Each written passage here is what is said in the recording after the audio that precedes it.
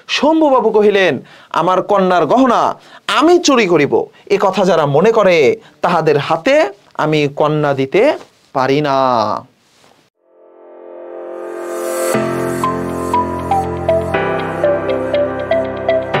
আসসালামু আলাইকুম রহমতুল্লাহ। 2025 সালে এসেও বাংলা সাহিত্য এবং ব্যাকরণের বিষয়গুলো পড়তে গিয়ে যদি আপনার কাছে দুর্বোধ্য মনে হয়, তাহলে আপনার ব্রেনের সমস্যা নয়, এটি আপনি যে পদ্ধতিটি অনুসরণ করে পড়তেছেন সেই পদ্ধতিটির সমস্যা। বর্তমানে 2025 সালে এসে যখন প্রতিটি বিষয় পড়া আমাদের জন্য অনেক বেশি সহজ হয়েছে, আমাদের জীবনের ব্যবহারের প্রতিটি টেকনোলজি যেহেতু এতটা আমাদের জন্য সহজ হয়েছে, সেই সময় এসে আমরা চাচ্ছি আমাদের একাডেমিক এবং অ্যাডমিশন এবং সকল প্রকার কম্পিটিটিভ এক্সামের যে বিষয়গুলো আমাদেরকে প্রতিনিয়ত পরীক্ষাগুলোতে ফেস করতে হয়, তার ভিতর অন্যতম একটি কঠিন বিষয় হচ্ছে আমাদের বাংলা ব্যাকরণ। আর বাংলা ব্যাকরণের এই বিষয়গুলোকে আমরা আপনাদের জন্য স্মার্ট আর্ট ভিজুয়াল প্রেজেন্টেশনের মাধ্যমে অনেক বেশি সহজবদ্ধভাবে উপস্থাপনের আমাদের এই আয়োজন। আমরা আমাদের প্রতিটি ক্লাসে বাংলা সাহিত্যের গল্প এবং কবিতাগুলোকে স্মার্ট আর্ট ভিজুয়াল প্রেজেন্টেশনের মাধ্যমে সর্বোচ্চ সহজবদ্ধভাবে উপস্থাপন করব এবং ব্যাকরণের যে বিষয়গুলোকে আপনাদের নিকট অনেক বেশি সময় প্রয়োজন হয় এবং একাধিকবার পড়ার পরেও আমরা মনে রাখতে পারি না, সেই বিষয়গুলোকে আমরা যখন স্মার্ট আর্ট ভিজুয়াল প্রেজেন্টেশনের মাধ্যমে শিখব, তখন সেটা আমাদের কখনোই ভুল হবে না। তো শুরু করছি আজকে আমাদের প্রথম ক্লাস। সাথে রয়েছে আমি আব্দুল্লাহ আল নোমান, পড়াশোনা করছি ঢাকা বিশ্ববিদ্যালয়ে। ঠিক 3 বছর আগে যখন আমি এইচএসসিতে পড়তাম, তখন আমার নিকট এই বিষয়গুলো, আমার যে গল্প কবিতাগুলো রয়েছে, আমার কাছে অনেক বেশি কঠিন বোধ হতো। তখন আমি বিভিন্ন স্মার্ট আর্ট ভিজুয়াল প্রেজেন্টেশনের মাধ্যমে এই ক্লাসগুলো মনে রাখতাম, এই বিষয়গুলো ব্যাকরণের সমস্যাগুলো যখন সমাধান করতাম, পড়তাম, সেটি আমার আর কখনোই ভুল হতো না। আমি আমার অ্যাডমিশন টেস্টের প্রতিটি বিশ্ববিদ্যালয়ে আমি আমার আশানুরূপ ফলাফল পেয়েছি এই পদ্ধতিটি অনুসরণ করে শেখার মাধ্যমে। আমি চট্টগ্রাম বিশ্ববিদ্যালয়ের বি ইউনিটে নবম হয়েছিলাম, ঢাকা বিশ্ববিদ্যালয়ে পড়াশোনা করছি বর্তমানে। এছাড়া গুচ্ছ, রাজশাহী বিশ্ববিদ্যালয়, বিইউপি এবং বঙ্গবন্ধু মেরিটাইম ইউনিভার্সিটি সহ দেশের প্রতিটি ইউনিভার্সিটিতে আমার চান্স হয়েছিল আমি আমার এই ভিজুয়াল প্রেজেন্টেশনের মাধ্যমে অনুসরণ করে পড়ার কারণে। তো আমি চাই এখন যারা এইচএসসিতে পড়াশোনা করছেন প্লাস অ্যাডমিশনের প্রিপারেশন নিচ্ছেন, আপনাদেরকেও যদি আমি আমাদের এই গল্প, কবিতা এবং ব্যাকরণের কঠিন কঠিন টপিকগুলো স্মার্ট আর্ট ভিজুয়াল প্রেজেন্টেশনের মাধ্যমে শেখানো হয়, তাহলে আপনাদের জন্য অনেক বেশি সহজ বোধ হবে। তো শুরু করছি আজকে আমাদের প্রথম ক্লাসটি। আমরা প্রথম ক্লাসে যে বিষয়টা নিয়ে পড়ছি তা হলো কবিগুরু রবীন্দ্রনাথ ঠাকুরের লেখা, আমাদের টেক্সট বুকে থাকা অন্যতম একটি গুরুত্বপূর্ণ যে গল্পটি রয়েছে সেটি হচ্ছে অপরিচিতা গল্প। এই অপরিচিতা গল্প থেকে কিন্তু প্রতি বছর ঢাকা বিশ্ববিদ্যালয় সহ বাংলাদেশের প্রতিটি বিশ্ববিদ্যালয়ে প্রশ্ন এসে থাকে এবং এইচএসসিতে তো অবশ্যই এটি অত্যন্ত গুরুত্বপূর্ণ একটি গল্প। তো শুরু করছি আজকে আমাদের প্রথম ক্লাসটি। গল্পের শুরুতেই আমরা যেই কাজটি করব তা হলো আমরা চরিত্রগুলোর সাথে একটু পরিচিত হয়ে নেব। যদি আমরা চরিত্রগুলোকে খুব সুন্দর করে নিজেদের মাথার ভিতর গেঁথে নিতে পারি ক্লাসের শুরুতেই, তাহলে পুরো গল্পটা বোঝা আমাদের জন্য অনেক বেশি সহজবোধ্য হবে। অপরিচিত গল্পটিতে কি রয়েছে চলুন শুরু করা যাক। অপরিচিত গল্পটিতে রয়েছে একজন অনুপম এবং এইদিকে আছে আমাদের কল্যাণী। এই কল্যাণী হচ্ছে এই গল্পের নায়ক এবং এই গল্পের নায়িকা হলো আমাদের কল্যাণী। এই কল্যাণীর এবং অনুপমের যে পরিবার, এই দুটো পরিবার সম্পর্কে আগে একটু আমরা শুরুতেই পরিচিত হয়ে নেব। এই গল্পে কারা কারা রয়েছে, তাদের কার কি অবদান ছিল, কার কি বক্তব্য ছিল, কোন বিষয়গুলো একাধিক বিশ্ববিদ্যালয়ে ভর্তি পরীক্ষা এবং অ্যাডমিশন টেস্টে, একাডেমিক যেই এইচএসসি পরীক্ষা সহ সকল প্রকার পরীক্ষাগুলোতে আমাদের ফেস করতে হয়। আমরা পরবর্তীতে প্রত্যেকের সাথে এইভাবে আমরা তাদের তথ্যগুলো জেনে নেব। তো শুরুতে আমরা একটু চরিত্রগুলো সম্পর্কে জেনে নেই। অনুপম হলো এই গল্পের নায়ক।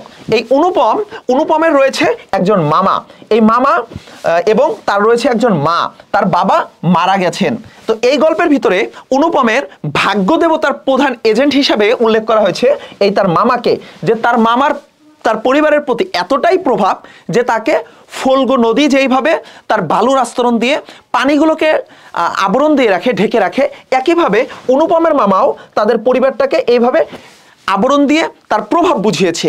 একইভাবে এই পরিবারে রয়েছে তার একজন মা, তার মাকে তুলনা করা হয়েছে, তার মা ছিল একজন গরিব ঘরের মেয়ে এবং গরিব ঘরে মেয়ে হওয়ার কারণে তার যে স্বামী ছিল অর্থাৎ অনুপমের যে বাবা ছিল, এই অনুপমের বাবা এই ভদ্রলোক হচ্ছে ওকালতি করত। ওকালতি করে তিনি এত টাকা পয়সা ইনকাম করেছে যে পরবর্তীতে তাদের যে অভাব অনটন ছিল সেই অভাব অনটনগুলো ঘুচে গেছে। কিন্তু যেহেতু তিনি গরিব ঘরের মেয়ে ছিল, তাই তিনি যে একেবারে গরিব ছিল, এই জন্য যেহেতু তাদের এখন অনেক অর্থ সম্পদ হয়েছে, তারা যে ধনী একথা তিনি নিজেও ভুলতে চান না, তার সন্তানকেও ভুলতে দিতে চান না। এইখানে রয়েছে আরো দুটো ক্যারেক্টার। অনুপমের রয়েছে একজন বন্ধু হরিশ। আমরা বাংলা সিনেমা বা নাটকে দেখি না যে নায়কের একজন ফানি ক্যারেক্টারের একজন ফ্রেন্ড থাকে? এই গল্পে এই অনুপমের একজন ফানি ক্যারেক্টারের ফ্রেন্ড আছে যার নাম হচ্ছে হরিশ। হরিশ খুব রসিক মানুষ। আমরা যখন মূল গল্পে প্রবেশ করব সবাই দেখতে পারবেন। এইখানে রয়েছে অনুপমের একজন ভাই, পিস্তুত ভাই, তার নাম হলো বিনু দাদা। এই বিনু দাদারও এই গল্পে একটা বড় অবদান আছে। এই বিনু দাদা গিয়েছিল যখন এই কল্যাণীকে বিয়ের জন্য আশীর্বাদ করতে দেখতে গিয়েছিল বিনু দাদা। তো আমরা এরা হচ্ছে অনুপমের পরিবারের সদস্য, যারা যেই ক্যারেক্টারগুলোর সাথে আমরা একটু পরে পরিচিত হব, তাদের প্রত্যেকটি অবদান সম্পর্কে এবং কে কি করেছে, কে কি বলেছে, কোন বিষয়গুলো একাধিক ভার্সিটি ভর্তি পরীক্ষায় আসে। এইদিকে নায়িকার পক্ষে যদি আমরা দেখি, আমাদের নায়িকা হলো কল্যাণী, এবং কল্যাণীর রয়েছে শুধু বাবা।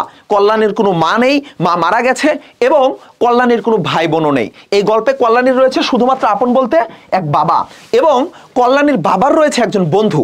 তার একটা অবদান আমরা দেখতে পাবো যেদিন এই দুইজনের বিয়ে হবে, সেই বিয়ের দিন এই কল্যাণীর বাবার বন্ধু, এই বন্ধুর একটা অবদান আমরা সেদিন দেখতে পারবো। তো চলেন আমরা মূল গল্পে চলে যাই। আমরা অল্প অল্প করে চরিত্রগুলোর সাথে পরিচিত হব, তারপরে আমরা গল্পের ভিতরে প্রবেশ করব। তো চলেন আমরা সামনে যাই। এবার আসেন আমরা একটু অনুপমকে দিয়ে শুরু করি। আমাদের গল্পের মূল নায়ক অনুপম। অনুপম কি করেছে দেখেন। অনুপম হলো, অনুপমের একটু পরিচয় দিয়ে নেই শুরুতে। অনুপম MA পাস শিক্ষিত যুবক। আজ তার বয়স 27। বিয়ে ঠিক হওয়ার সময় তার বয়স ছিল 23। বাংলাদেশের একাধিক ইউনিভার্সিটি পরীক্ষায় এই প্রশ্নটি বারে বারে আসে। আপনারা যারা সামনে ভার্সিটি ভর্তি পরীক্ষা দিবেন, বিশেষ করে বি ইউনিট থেকে, তারা এই তথ্যটা অবশ্যই বইয়ের ভিতর দাগিয়ে রাখবেন।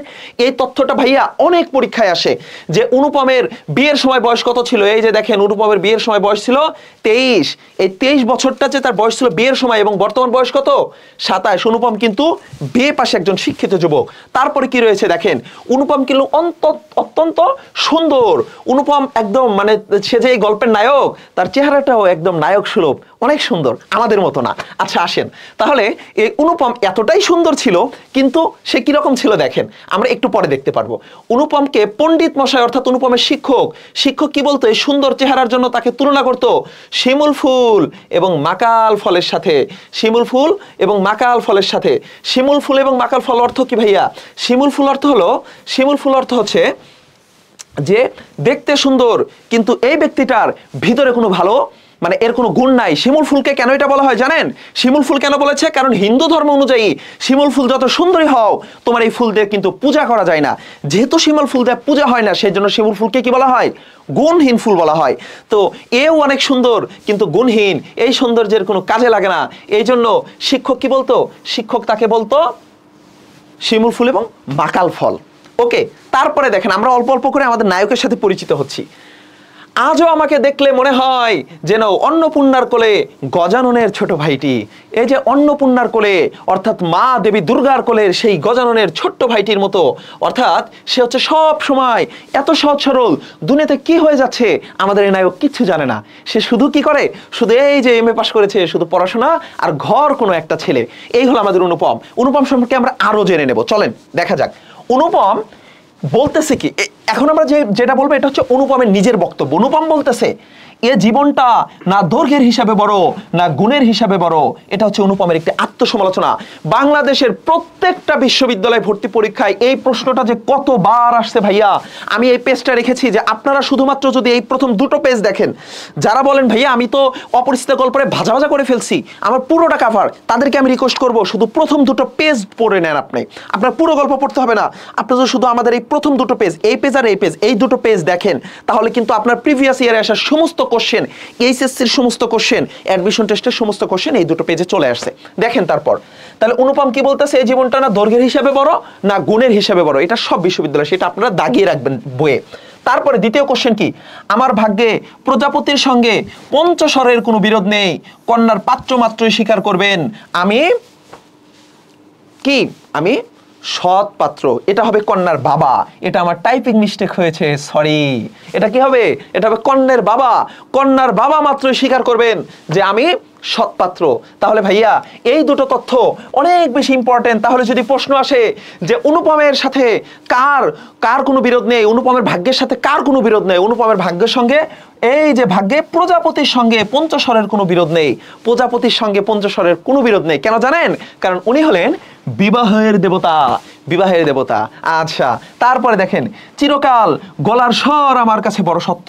এইটা যে কতগুলো বিশ্ববিদ্যালয়ে এসেছে, চিরকাল গলার স্বর আমার কাছে বড় সত্য, চিরকাল গলার স্বর আমার কাছে বড় সত্য, চিরকাল গলার স্বর আমার কাছে বড় সত্য। তারপরে দেখেন কি বলতেছে, এটা কিন্তু অ্যাডমিশন টেস্টে প্রতি বছর আসে, আর এই প্রশ্নটা আজকে আসছে। আজকে 2025 সালের 25শে জানুয়ারি আজকে ঢাকা বিশ্ববিদ্যালয়ের বি ইউনিটের প্রশ্নে এই প্রশ্নটা এসেছে বি ইউনিটের পরীক্ষায়, যে কি এই যে মানুষের মধ্যে যাহা অন্তরতম এবং অনির্বচনীয় তার চেহারা হচ্ছে কণ্ঠ, তার চেহারা হচ্ছে কি কণ্ঠ।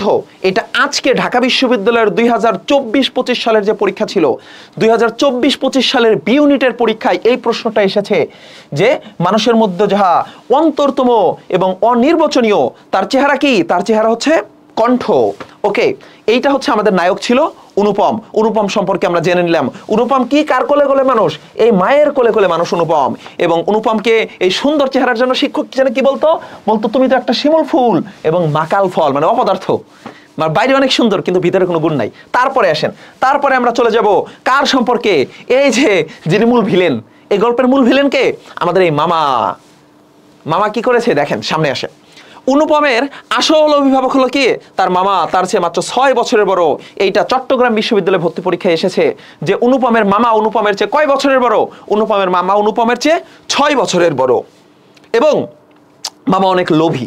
এই মামার অস্থিমজ্জায় ছিল শুধু টাকার আসক্তি। মামার অস্থিমজ্জায় কি ছিল? টাকার আসক্তি ছিল। এবং অনুপমের ভাগ্য দেবতার এজেন্ট ছিল এই মামা। এই প্রশ্ন আসতে পারে যে অনুপমের ভাগ্য দেবতার প্রধান এজেন্ট কে? অনুপমের ভাগ্য দেবতার প্রধান এজেন্ট কে হবে? এই ভিলেন মামা। এই মামা ছিল তার ভাগ্য দেবতার প্রধান এজেন্ট। এই মামার জন্য আমাদের এই সুন্দর অনুপমের সুন্দরী কল্যাণীর সাথে বিয়েটা ভেঙে যায়। এবং কি হয় দেখার জন্য, জানার জন্য শেষ পর্যন্ত থাকুন আমাদের সাথে। তারপরে দেখেন কি বলতেছে, সংসারকে ফলগুর বালুর মতো নিজের অন্তরে শুষে নিয়েছেন মামা। তাহলে মামা কি করেছেন? সংসারকে কি করেছেন? এই মামা হচ্ছে সংসারকে, অনুপমের সংসারকে ফলগুর বালুর মতো নিজের অন্তরে শুষে নিয়েছেন। ফলগুর বালুটা কেমন জানেন আপনারা? ফলগুর বালু হচ্ছে, ফলগু হচ্ছে ভারতের গয়া অঞ্চলের একটি নদী, ভারতের গয়া অঞ্চলের একটি নদী। এই ফলগু নদীর বালু হচ্ছে এমন, এটা চোরা বালি, যে উপরে বালু কিন্তু নিচে পানি। এই পানিগুলোকে বালুর আস্তরণ দিয়ে ঢেকে রাখে। এই জন্য বলা হয় কি, ফলগুর বালুগুলো কত আদর করে যত্ন করে তার পানিগুলোকে সংরক্ষণ করে রাখতেছে, ঢেকে রাখতেছে। তো এই মামা হচ্ছে এই অনুপমদের বাড়িকে, অনুপমদের পরিবারকে, সংসারকে ফলগুর বালুর মতো ঢেকে রেখেছে। এরপরে আসেন, এই অনুপমের একজন বন্ধু আছে।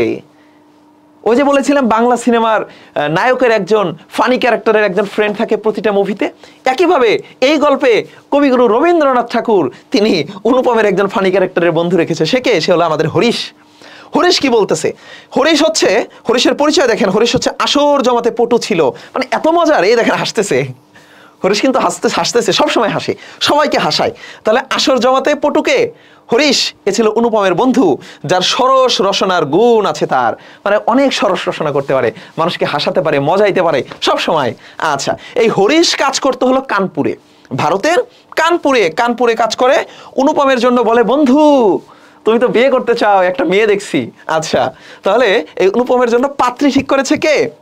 হরিশ। এ কি করলো জানেন? এসে বন্ধুর মনটা এবার উতলা করে দিল।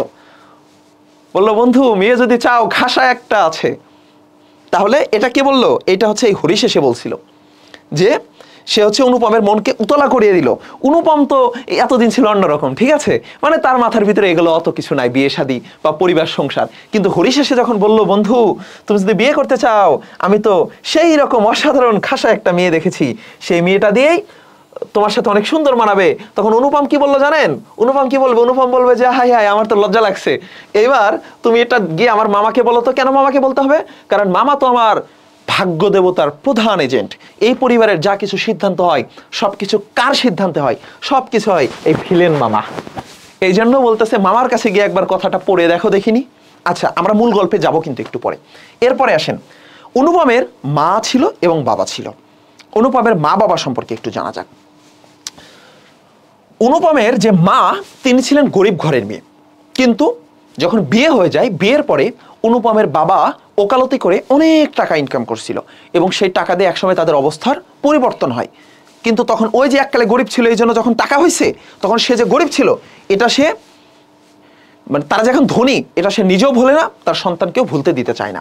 এখানে কি বলতেছে দেখেন, অনুপমের মা গরিব ঘরের মেয়ে এবং অনুপমের বাবার ওকালতির টাকা অবস্থার পরিবর্তন ঘটলে নিজেরা যে ধনী এ কথা তার মা নিজেও ভুলেন না এবং সন্তানকেও ভুলতে দেন না।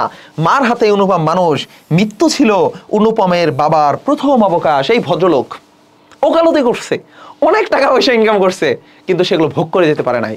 এটা মৃত্যুই ছিল তার জীবনের প্রথম অবকাশ। অর্থাৎ কি, তার এই যে অবকাশ, এর আগে তিনি অবকাশ পায়নি।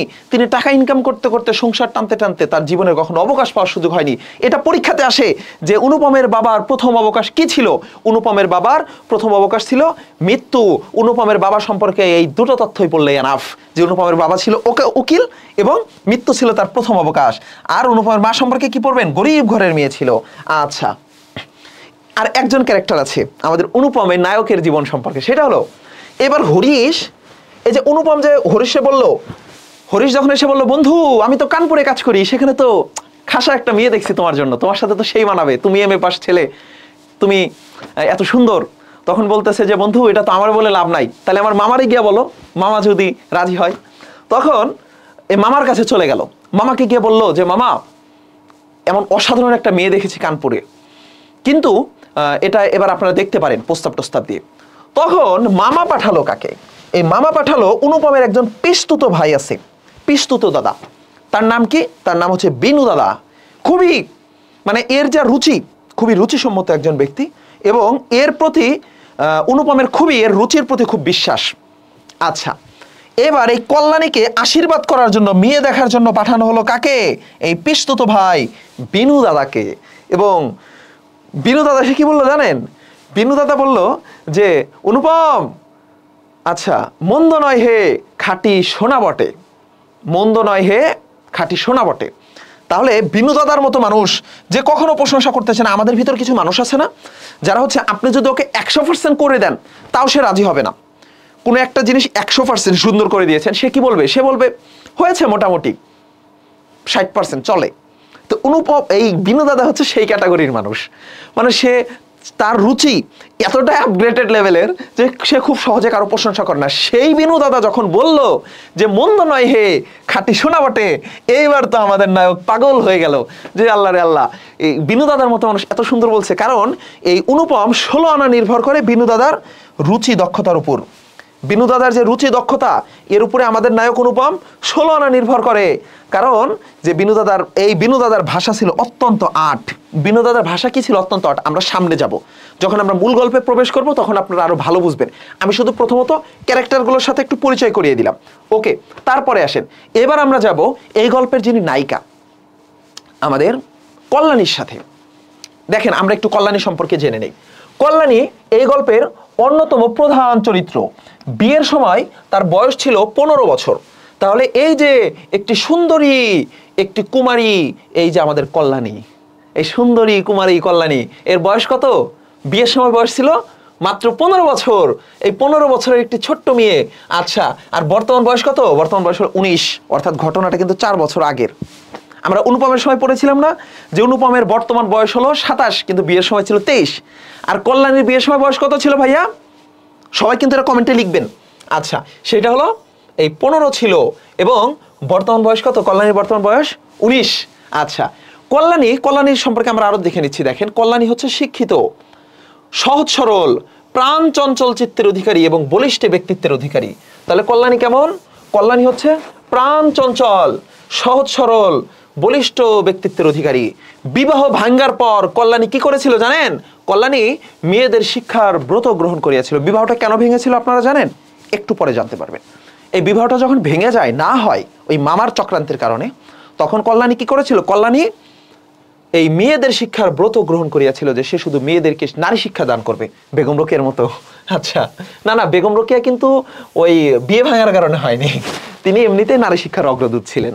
আচ্ছা, তারপরে দেখেন, কল্যাণী পণ করেছে সে আর বিয়ে করবে না, তার দীপ্তি নির্মল, গতি সহজ। এই ইনফরমেশনটা অনেক অনেক ইম্পর্টেন্ট। আমি এইটাকে বর্ডার করে দিয়েছি যে কল্যাণী সম্পর্কে এই প্রশ্নটা আসে যে কল্যাণীর দীপ্তি কেমন, দীপ্তি হচ্ছে নির্মল আর গতি কেমন? গতি হলো সহজ। মোস্ট ইম্পর্টেন্ট বলে রাখতেছি ভাই, এই প্রশ্নগুলো আসে। আমি পুরো একটা গল্প, আমি আজকে প্রায় আপনাদের 28 পৃষ্ঠা পড়াবো, এখানে শুধু গল্পই আছে 22 পৃষ্ঠা। এই 22 পৃষ্ঠার গল্পকে মাত্র 2টা পেজে নিয়ে আসছি, প্রথম 2 পেজে। অতএব এগুলো আপনারা এই 2 পেজে যা আছে একদম মুখস্থ করে ফেলবেন। আপনারা দেখবেন বাংলাদেশের অধিকাংশ ইউনিভার্সিটি ভর্তি পরীক্ষায় এই 2 পেজ থেকে আপনারা কমন পেয়ে যাবেন। তারপরে দেখেন, অনুপমের কল্পনায় কল্যাণীর অবস্থাটা কেমন? কল্যাণীর অবস্থা হলো, অনাবৃষ্টির দিনে ফুলের কুড়িটির মতো বিমর্ষ। অনাবৃষ্টির দিনে ফুলের কুড়িটির মতো বিমর্ষ কে? আমাদের এই কল্যাণী, সুন্দরী কল্যাণী। কিন্তু আমি আপনাদেরকে এবার একটা প্রশ্ন করে রাখি, প্রশ্নটার উত্তরটা আপনারা কমেন্ট বক্সে দেবেন। সেইটা হলো, ফুলদানিতে রাখা ফুলের মতো কাকে বলা হয়েছে? বাসি ফুলের মতো। আমাদের টেক্সট বুকে এইচএসসিতে এই গল্পটি আছে যে ফুলদানিতে রাখা বাসি ফুলের মতো কার চেহারাকে তুলনা করে, একটা বিখ্যাত ক্যারেক্টার। সেটা আপনারা একটু কি করবেন, অবশ্যই প্রত্যেককে কমেন্ট বক্সে লিখবেন। আর এইটা হচ্ছে কল্যাণীর অবস্থা। কল্যাণী কি? অনাবৃষ্টির দিনে ফুলের কুড়িটির মতো বিমর্ষ। ওকে, তারপরে দেখেন, অনুপম কল্পনা করে, অনুপম বসে বসে ভাবে যে আচ্ছা কল্যাণী মনে হয় আমার কথা ভাবতেছে, যে কল্যাণী মনে হয় আমার কথা ভেবে চুল বাঁধতে ভুলে গেছে সন্ধ্যায়। তাহলে এই যে অনুপম কি ভাবে? অনুপম ভাবে যে সন্ধ্যায় হয়তো কল্যাণী বসে বসে আমার কথা ভাবতেছে, আর সে চুল বাঁধতে ভুলে গেছে আমার কথা ভাবতে ভাবতে। অনুপমের কথা, আমার কথা না কিন্তু। আচ্ছা, তারপরে সৌন্দর্যের সূচিতা কি? এই কল্যাণীর সৌন্দর্যের সূচিতাকে বলা হয়েছে অপূর্ব, অপূর্ব সৌন্দর্যের সূচিতা। তারপরে দেখেন, অনুপমের চিরজীবনের গানের ধোঁয়া, গানের ধোঁয়া হয়ে আছে। আচ্ছা, ধোঁয়া মানে জানেন আপনারা? গানের ধোঁয়া কি? গানের ধোঁয়া হলো কোনো একটা গানের, এটা একটা গান, এই গানের এই যে শেষ যে কলিগুলো থাকে এগুলোকে কি বলা হয়? গানের ধোঁয়া বলা হয়। প্রথমগুলো না, একদম শেষের কলিগুলোকে কি বলা হয়? গানের ধোঁয়া। যেটা আমাদের কানে বাজতে থাকে, মানে যেটা বারে বারে যেটা বলা হয়, যেটা বারে বারে বলা হয়, সেটাকে কি বলা হয়? গানের ধোঁয়া বলা হয় না? যেটা বারে বারে বলা হয় ভাইয়া, এটাকে হচ্ছে গানের ধোঁয়া বলা হয়। তাহলে দেখেন, অনুপমের চিরজীবনের গানের ধোঁয়া, অর্থাৎ যেই লাইনগুলো বারে বারে একাধিকবার গাওয়া হয় সেটা হচ্ছে গানের ধোঁয়া। অনুপমের কানে কি বাজে? বাজে, কল্যাণী বলেছিল জায়গা আছে, জায়গা আছে। আপনাদের কি ব্রেনে জায়গা আছে? যদি থেকে থাকে এই ক্লাসগুলো আপনাদের জন্য আরো সহজ হবে। অন্য কাউকে জায়গা দেওয়া যাবে না, শুধু আমাদের এই পড়ার বিষয়গুলোকে যদি আপনি জায়গা দেন আপনার ব্রেনে আরো জায়গা তৈরি হবে। আসেন, ঠিক আছে, এই গাড়ি আগে হইতে রিজার্ভ করা, এই গাড়ি আগে হইতে রিজার্ভ করা, এই মিথ্যা কথা। তাহলে এই কথাটা কল্যাণী বলেছিল। এই কথাটা কার ছিল বলেন তো? যে এই গাড়ি আগে থেকে রিজার্ভ করা, এটা মিথ্যা কথা। কে বলেছিল? কাকে বলেছিল?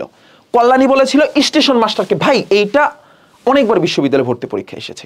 আমি যে প্রশ্নগুলোকে বলতেছি একাধিকবার বিশ্ববিদ্যালয়ে ভর্তি পরীক্ষা আসে, এগুলোকে আপনারা বেশি ইম্পর্টেন্স দেবেন। তাহলে কল্যাণী বলেছিল, কাকে বলেছিল? এই স্টেশন মাস্টারকে বলেছিল যে এই গাড়ি আগে থেকে রিজার্ভ করা, এটা তো মিথ্যা কথা। আচ্ছা, মায়ের সাথে তীর্থযাত্রার সময় ট্রেনে যে অপরিচিত নারী কণ্ঠে এই গাড়িতে জায়গা আছে শুনে অনুপম মুগ্ধ হয়েছিল, সেই কণ্ঠ কার? সেই কণ্ঠ আমাদের এই সুন্দরী তরুণী রমণী কুমারী যুবতী কার? কল্যাণীর। যে অনুপমকে কি বলেছিল? মায়ের সাথে অনুপম তীর্থযাত্রায় যাচ্ছিল, তখন ট্রেনের ভিতরে বলল এই গাড়িতে জায়গা আছে, এখানে আসেন। তাহলে এই কণ্ঠটা কার? আমাদের এই নায়িকা কল্যাণী। এইবার আসেন, এই গল্পে আমরা যখন অনুপম পড়তেছিলাম, অনুপমের কিন্তু অনেকগুলো রিলেটিভস আছে, তাই না? কিন্তু কল্যাণীর অনলি একজন আছে, সেটা তার বাবা। উনি একজন ডাক্তার। ডাক্তার সাহেবের তথ্য একটু দেখি। হ্যাঁ, আচ্ছা, ডাক্তার সাহেবের আমরা একটু চোখ বানিয়ে দিই।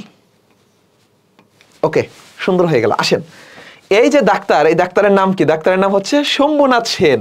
উনি পেশায় একজন ডাক্তার এবং তার বয়স 40-এর এপার বা ওপার। তাহলে যদি প্রশ্ন আসে শম্ভুনাথ সেনের বয়স কত, 40-এর এপার বা ওপার, এই যে দেখেন শম্ভুনাথ সেন সম্পর্কে যদি প্রশ্ন আসে ভাই, এই কয়টার ভিতর থেকে প্রশ্ন আসবে। আমি এজন্য এই কয়টা দিয়েছি আপনাদেরকে। এই যে এখন হচ্ছে মাত্র আমার 5 নাম্বার পেজ চলে, 28টা পেজ আছে, আমাকে অনেকগুলো পেজ পড়াতে হবে। কিন্তু আমি বলেছি কি, প্রথম 2টো পেজ যদি আপনারা একাধিকবার রিপিট দেখেন ভিডিওটা, প্রথম যেই 20 মিনিটের মতো বা 25 মিনিটের মতো আমাদের লাগতেছে, এই অংশটা যদি আপনারা বেশি বেশি একাধিকবার রিপিট দেখেন, তাহলে আপনাদের জন্য কি হয়ে যাবে? পুরো গল্পটা পড়া হয়ে যাবে। এই শম্ভুনাথ সেন ছিলেন কি? পেশায় ছিলেন একজন ডাক্তার। তাহলে যদি প্রশ্ন করা হয় অনুপমের বাবার পেশা কি ছিল? ওকালতি। অনুপমের বাবার পেশা ছিল ওকালতি, কিন্তু কল্যাণীর বাবার পেশা কি ছিল? এই কল্যাণীর বাবা হচ্ছে শম্ভুনাথ সেন। এই ডক্টর শম্ভুনাথ সেনের পেশা ছিল ডাক্তারি, তিনি ডাক্তারি করেন। এবং তার বয়স কত? তার বয়স কিন্তু বেশি না, মাত্র 40-এর এপার বা ওপার। ওকে, তারপরে আসেন, বংশমর্যাদা রক্ষায় কল্যাণীর বাবা ডক্টর শম্ভুনাথ সেন কি করতেছে? পশ্চিমে গিয়ে বাস করতেছে। দেখছেন বিষয়টা?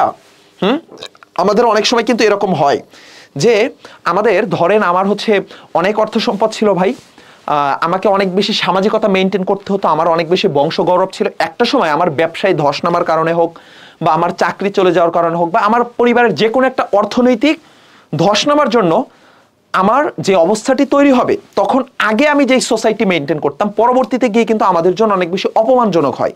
তখন নিজের মুখ বাঁচানোর জন্য, সম্মান বাঁচানোর জন্য তিনি পশ্চিমে গিয়ে বসবাস শুরু করে দিয়েছিলেন, এই ডক্টর শম্ভুনাথ সেন। তাহলে বংশমর্যাদা রক্ষায় কোথায় গিয়ে বসবাস করছিলেন? পশ্চিমে গিয়ে বসবাস করছিলেন। তারপরে তার চুল কাঁচা, গোপে পাক ধরা। তাহলে এই ব্যক্তির চুল কেমন বলেন তো? চুল হচ্ছে কাঁচা, চুল কাঁচা এবং গোপে পাক ধরতে আরম্ভ করেছে, এবং শান্ত প্রকৃতির এবং দৃঢ়চেতা মানুষ। তাহলে বলেন ডক্টর শম্ভুনাথ সেন কেমন মানুষ ছিলেন? শান্ত প্রকৃতির এবং দৃঢ়চেতা মানুষ ছিলেন। তারপরে আসেন, লক্ষ্মীর ঘরটি একেবারে উপর করিয়া দিতে দ্বিধা হইবে না কোথাও শম্ভুনাথ সেনের, কারণ কল্যাণী তার একমাত্র কন্যা। এখন যখন বিনু দাদা খবর নিয়ে গেল, হরিশ যখন বিয়ে সম্পর্কে তথ্য দিল যে এই ভদ্রলোক হচ্ছে ডাক্তার এবং ওনার একমাত্র কন্যা, তখন এর মামা ভাবতেছে, অনুপমের মামা ভাবতেছে, আচ্ছা একমাত্র যেহেতু কন্যা, তার মানে এর যা লক্ষ্মীর ঘরটি আছে, মানে তার যা কিছু সম্পদ আছে সবগুলোই সে কি করে দেবে? উপর করে দিয়ে দেবে, অর্থাৎ সব সম্পত্তি দিয়ে দিতে তার বাঁধবে না, কারণ তার একমাত্র কন্যার বিয়ে হয়ে যাচ্ছে। সেজন্য এই কথাটি বলা হয়েছে যে লক্ষ্মীর ঘরটি একেবারে উপর করিয়া দিলেও দ্বিধা হইবে না। আচ্ছা, ঘট হচ্ছে যে আমরা ঘটি বলি না, যার ভিতরে অনেক কিছু থাকে, এরকমটা বুঝিয়েছে আর কি। আচ্ছা, তারপরে দেখেন, লোকটা নিতান্ত নির্জীব। কে নিতান্ত নির্জীব? কে নিতান্ত নির্জীব? হচ্ছে আমাদের এই কল্যাণীর বাবা। আর ধুরন্ধর কে? ধুরন্ধর অত্যন্ত চালাক। সেটা কে? সেটা হচ্ছে অনুপমের মামা। আচ্ছা, তাহলে নিতান্ত নির্জীব এই ভদ্রলোক ডক্টর সাহেব, একেবারে কোনো তেজ নেই, তাকে বোঝা শান্ত, কেননা তিনি বড়ই চুপচাপ। তাকে বোঝা যায় না। কেন বোঝা যায় না? কারণ তিনি বড়ই চুপচাপ থাকে, সবসময় চুপচাপ থাকে। শম্ভুনাথ বাবু সম্পর্কে বলা হয়েছে এটা হচ্ছে অনুপমের মামার চিন্তা। বুঝেছেন আপনারা? এখন আপনাদেরকে আমি অনুরোধ করব, যারা বলবেন ভাইয়া আমি তো পুরো গল্পটা পড়েছি, আমার পুরো ক্লাস দেখার দরকার নাই, কারণ এই ক্লাসের 1-1.5 ঘন্টা ডিউরেশন নিয়ে ক্লাস দেখবো, ঠিক আছে, সমস্যা নেই। আপনি শুধুমাত্র আমাদের ক্লাসের এই প্রথম এই অংশটুকু যদি দেখেন। আচ্ছা, আরেকটা অংশ আছে, শব্দ অর্থ থেকে আমি কিছু বিষয় একটু দেখিয়ে দেই আপনাদেরকে। এরপরে আসেন যে এই গল্পের ভিতরে অনুপমের মামা কি করে জানেন? অনুপমের মামা বিয়ে বাড়িতে যখন যায়, অনুপমের সাথে কল্যাণীর বিয়ে ঠিক হলো, তো বিয়ে বাড়িতে গেছে। এখন মেয়ের বাড়ি থেকে যে পণ দেবে, পণ কি? যৌতুক। এই যে যৌতুক দেবে, বিভিন্ন সোনা গহনাগুলো দেবে, অনুপমের মামা এই গহনাগুলোকে পরীক্ষা করবে যে কন্যার বাবা কি আবার ভুয়া গহনা দিল কিনা, এর গহনাগুলো ঠিক আছে কিনা। এটা পরীক্ষা করার জন্য কি করতেছে? এই অনুপমের মামার সাথে করে সেকরা নিয়ে গেছে। মানে কোন লেভেলের ধুরন্ধর, বুঝতে পারছেন? আচ্ছা, একজন বাবা তার মেয়ের বিয়েতে কি ভুয়া গহনা দিতে পারে? কিন্তু এই লোক এই কাজই করতে গেছে। কি করে নিয়ে গেছে? সাথে সেকরা নিয়ে গেছে। সেকরা কি ভাইয়া? সেকরা হলো, দেখেন সেকরা সম্পর্কে দেওয়া আছে, সেকরা শব্দের অর্থ হলো স্বর্ণকার। বিশ্বাসের অভাবে গহনা পরীক্ষা করতে অনুপমের মামা সাথে করে এই সেকরা নিয়ে গিয়েছিল। তাহলে অনুপমের মামা সেকরা নিয়ে গিয়েছিল কেন? বিশ্বাসের অভাবে, যে এই ডক্টর শম্ভুনাথ সেন যদি ভুল কোনো গহনা দিয়ে আমাদেরকে ঠকিয়ে দেয়, সেই জন্য। কতটা ধুরন্ধর একজন মানুষ দেখেন। সে কি এটা ঠিক করেছে বলেন তো? একে তো পণ নেওয়া জিনিসটাই তো খারাপ, এটা একটা নির্যাতন না? তার উপরে আবার সে এটারে আবার আরেকটা নির্যাতন করতে যাচ্ছে। এই গল্পের ভিতরে অনুপমের মামাকে তুলনা করা হয়েছে এই ফলগুর বালির মতো। দেখেন এই যে এখানে এই যে পায়ের চাপ পড়ে গেছে, বালি নিচের দিকে চলে গেছে। কেন? এই ছবিটা দেখতে পাচ্ছেন আপনারা? এটা হচ্ছে ফল্গু নদীর বালি, যে এই বালির নিচে আছে পানি। এই নদীটা দেখেন ভারতের গয়া অঞ্চলের অন্তঃসলিলা নদী। এর উপরে বালুর আবরণ থাকলেও নিচে পানির ধারা বয়ে যায়। অনুপমের মামা সংসারকে অন্তঃসলিলা নদীর মতো আগলে রাখেন। তাহলে অনুপমের মামা সম্পর্কে বলা হয়েছে যে অনুপমের মামা হলো এই ফল্গু নদীর মতো। ফল্গু নদী কোন অঞ্চলে অবস্থিত ভাইয়া? গয়া অঞ্চলে। ফল্গু নদী কেমন নদী? অন্তঃসলিলা নদী। ঢাকা ইউনিভার্সিটিতে 2 বার আসছে। একটা প্রশ্ন ঢাকা ইউনিভার্সিটি 2 বার আসছে যে ফল্গু নদীর বৈশিষ্ট্য কি? ফল্গু নদীর বৈশিষ্ট্য হচ্ছে যে এইটা, অন্তঃসলিলা। ফল্গু নদীর বৈশিষ্ট্য কি? ফল্গু নদীর বৈশিষ্ট্য হচ্ছে এই যে এইটা ভাইয়া, অন্তঃসলিলা নদী। আর ওকে, তাহলে আশা করি আপনারা বুঝতে পারতেছেন এটা হচ্ছে ওর মামা, অনুপমের মামা। এরপর আসেন ভাই, এখানে মৃদঙ্গ সম্পর্কে বলা হয়েছে। এই মৃদঙ্গটা কি? এইটা দেখেন, আমি কিন্তু প্রত্যেকটা শব্দ অর্থ আপনাদের জন্য ছবি দিয়ে রাখছি, যেন আপনাদের কি করা হয়, মুখস্থ করা অনেক বেশি সহজ হয়ে যায়। মুখস্থ করতে হবে না। আপনারা যারা ভাইয়ার ক্লাস করবেন, আমাদের এই সহায়ক, আমাদের সাথে যারা ক্লাস করবেন, আমরা আপনাদেরকে সহায়তা করব। আপনাদেরকে প্রত্যেকটা শব্দ অর্থ যেগুলো ইম্পর্টেন্স, প্রত্যেকটা চরিত্র, শুধুমাত্র প্রথম পত্র না, আপনারা যারা আমাদের ব্যাকরণের ক্লাসগুলো দেখেন, আমরা এখন পর্যন্ত বেশ কয়েকটা ব্যাকরণের ক্লাস নিয়েছি। আপনারা যদি আমাদের ব্যাকরণের ক্লাসগুলো দেখেন, ব্যাকরণের কঠিন কঠিন দুর্বোধ্য টপিকগুলোকে আমরা কি করেছি, বিভিন্ন চিত্র ছবিগুলোর মাধ্যমে আমরা সহজভাবে উপস্থাপন করেছি, যেটা আপনি একবার দেখলে মুখস্থ হয়ে যাবে। আসেন, এই মৃদঙ্গটা কি? মৃদঙ্গ, এই মৃৎ শব্দের অর্থ হলো মাটি। মৃৎ শব্দের অর্থ কি ভাইয়া? মাটি। এটা কিন্তু মাটির তৈরি। এই মাটির খোলের দুই পাশে চামড়া লাগানো এক ধরনের বাদ্যযন্ত্র হচ্ছে মৃদঙ্গ। আক্ষরিক অর্থ মৃৎ, অর্থ কি? মৃৎ শব্দের অর্থ হচ্ছে মাটি, আর মৃদঙ্গ মানে কি? মাটির তৈরি অঙ্গ। তাহলে এই যে ঢোল টাইপের দেখা যাচ্ছে, এটা হচ্ছে মাটি দিয়ে বানানো, আর এর দুই পাশে চামড়া লাগিয়ে এটা এক ধরনের বাদ্যযন্ত্র বানিয়ে ফেলেন, নাম কি? মৃদঙ্গ। তারপরে আসেন ভাইয়া আমাদের অনুপম। এই যে অনুপমের দুইটা ছবি পেয়ে গেছি, দেখেন, এটা একটা অনুপম, এটা অনুপম। তাহলে কেন এটা অনুপম? এইটা হলো ভাইয়া, অনুপমকে তার পণ্ডিত মশাই কি করতো বলতো? অনুপমকে পণ্ডিত মশাই বিদ্রুপ করতো। কি বলে? অনুপমের পণ্ডিত মশাই বলতো যে হে মাকাল ফল, হে শিমুল ফুল। কেন? কারণ দেখতে অনেক সুন্দর, কিন্তু ভিতরে কিছু নাই। কি সুন্দর, ডালিমের মতো দেখতে, দেখছেন? অত্যন্ত চমৎকার, আকর্ষণীয়, মনোমুগ্ধকর। কিন্তু যখন এটাকে ফাটাবেন, ভিতরে দেখতে পাবেন কি? মাকাল ফল দিয়ে গুণহীন সুন্দর ব্যক্তিকে বোঝায়। মাকাল ফলের উপরে দেখতে সুন্দর হলেও ভিতরে দুর্গন্ধ, শ্বাসযুক্ত, খাওয়ার অনুপযোগী ফল। এটা খাওয়া যায় না। ভিতরে এত সুন্দর, ডালিমের মতো, আপেলের মতো, কিন্তু ভিতরে কি? খাওয়ার অনুপযোগী। একইভাবে শিমুল ফুল দেখতে কি সুন্দর না? কিছুটা কিন্তু গোলাপের মতো ক্লোজ লাগে, তাই না? কালারগুলো সেম, অনেক সুন্দর লাগে। কিন্তু ভাইয়া এই শিমুল ফুল গুণহীন। কেন গুণহীন কেন বলা হয়? কারণ এই শিমুল ফুল, পলাশ ফুল, এই টাইপের যে ফুলগুলো আছে, এই ফুলগুলো দিয়ে পূজা করা যায় না। এই জন্য এগুলোকে কি বলা হয়? এগুলোকে বলা হয় গুণহীন। যে তুমি যতই দেখতে সুন্দর হও না কেন, তোমাকে যদি পুষ্পাঞ্জলি না দেওয়া যায়, যদি মায়ের কাছে আরতি না করা যায়, তোমার এই ফুলকে পূজা না করা যায়, তাহলে এই ফুলের তো কোনো কাজেই লাগলো না।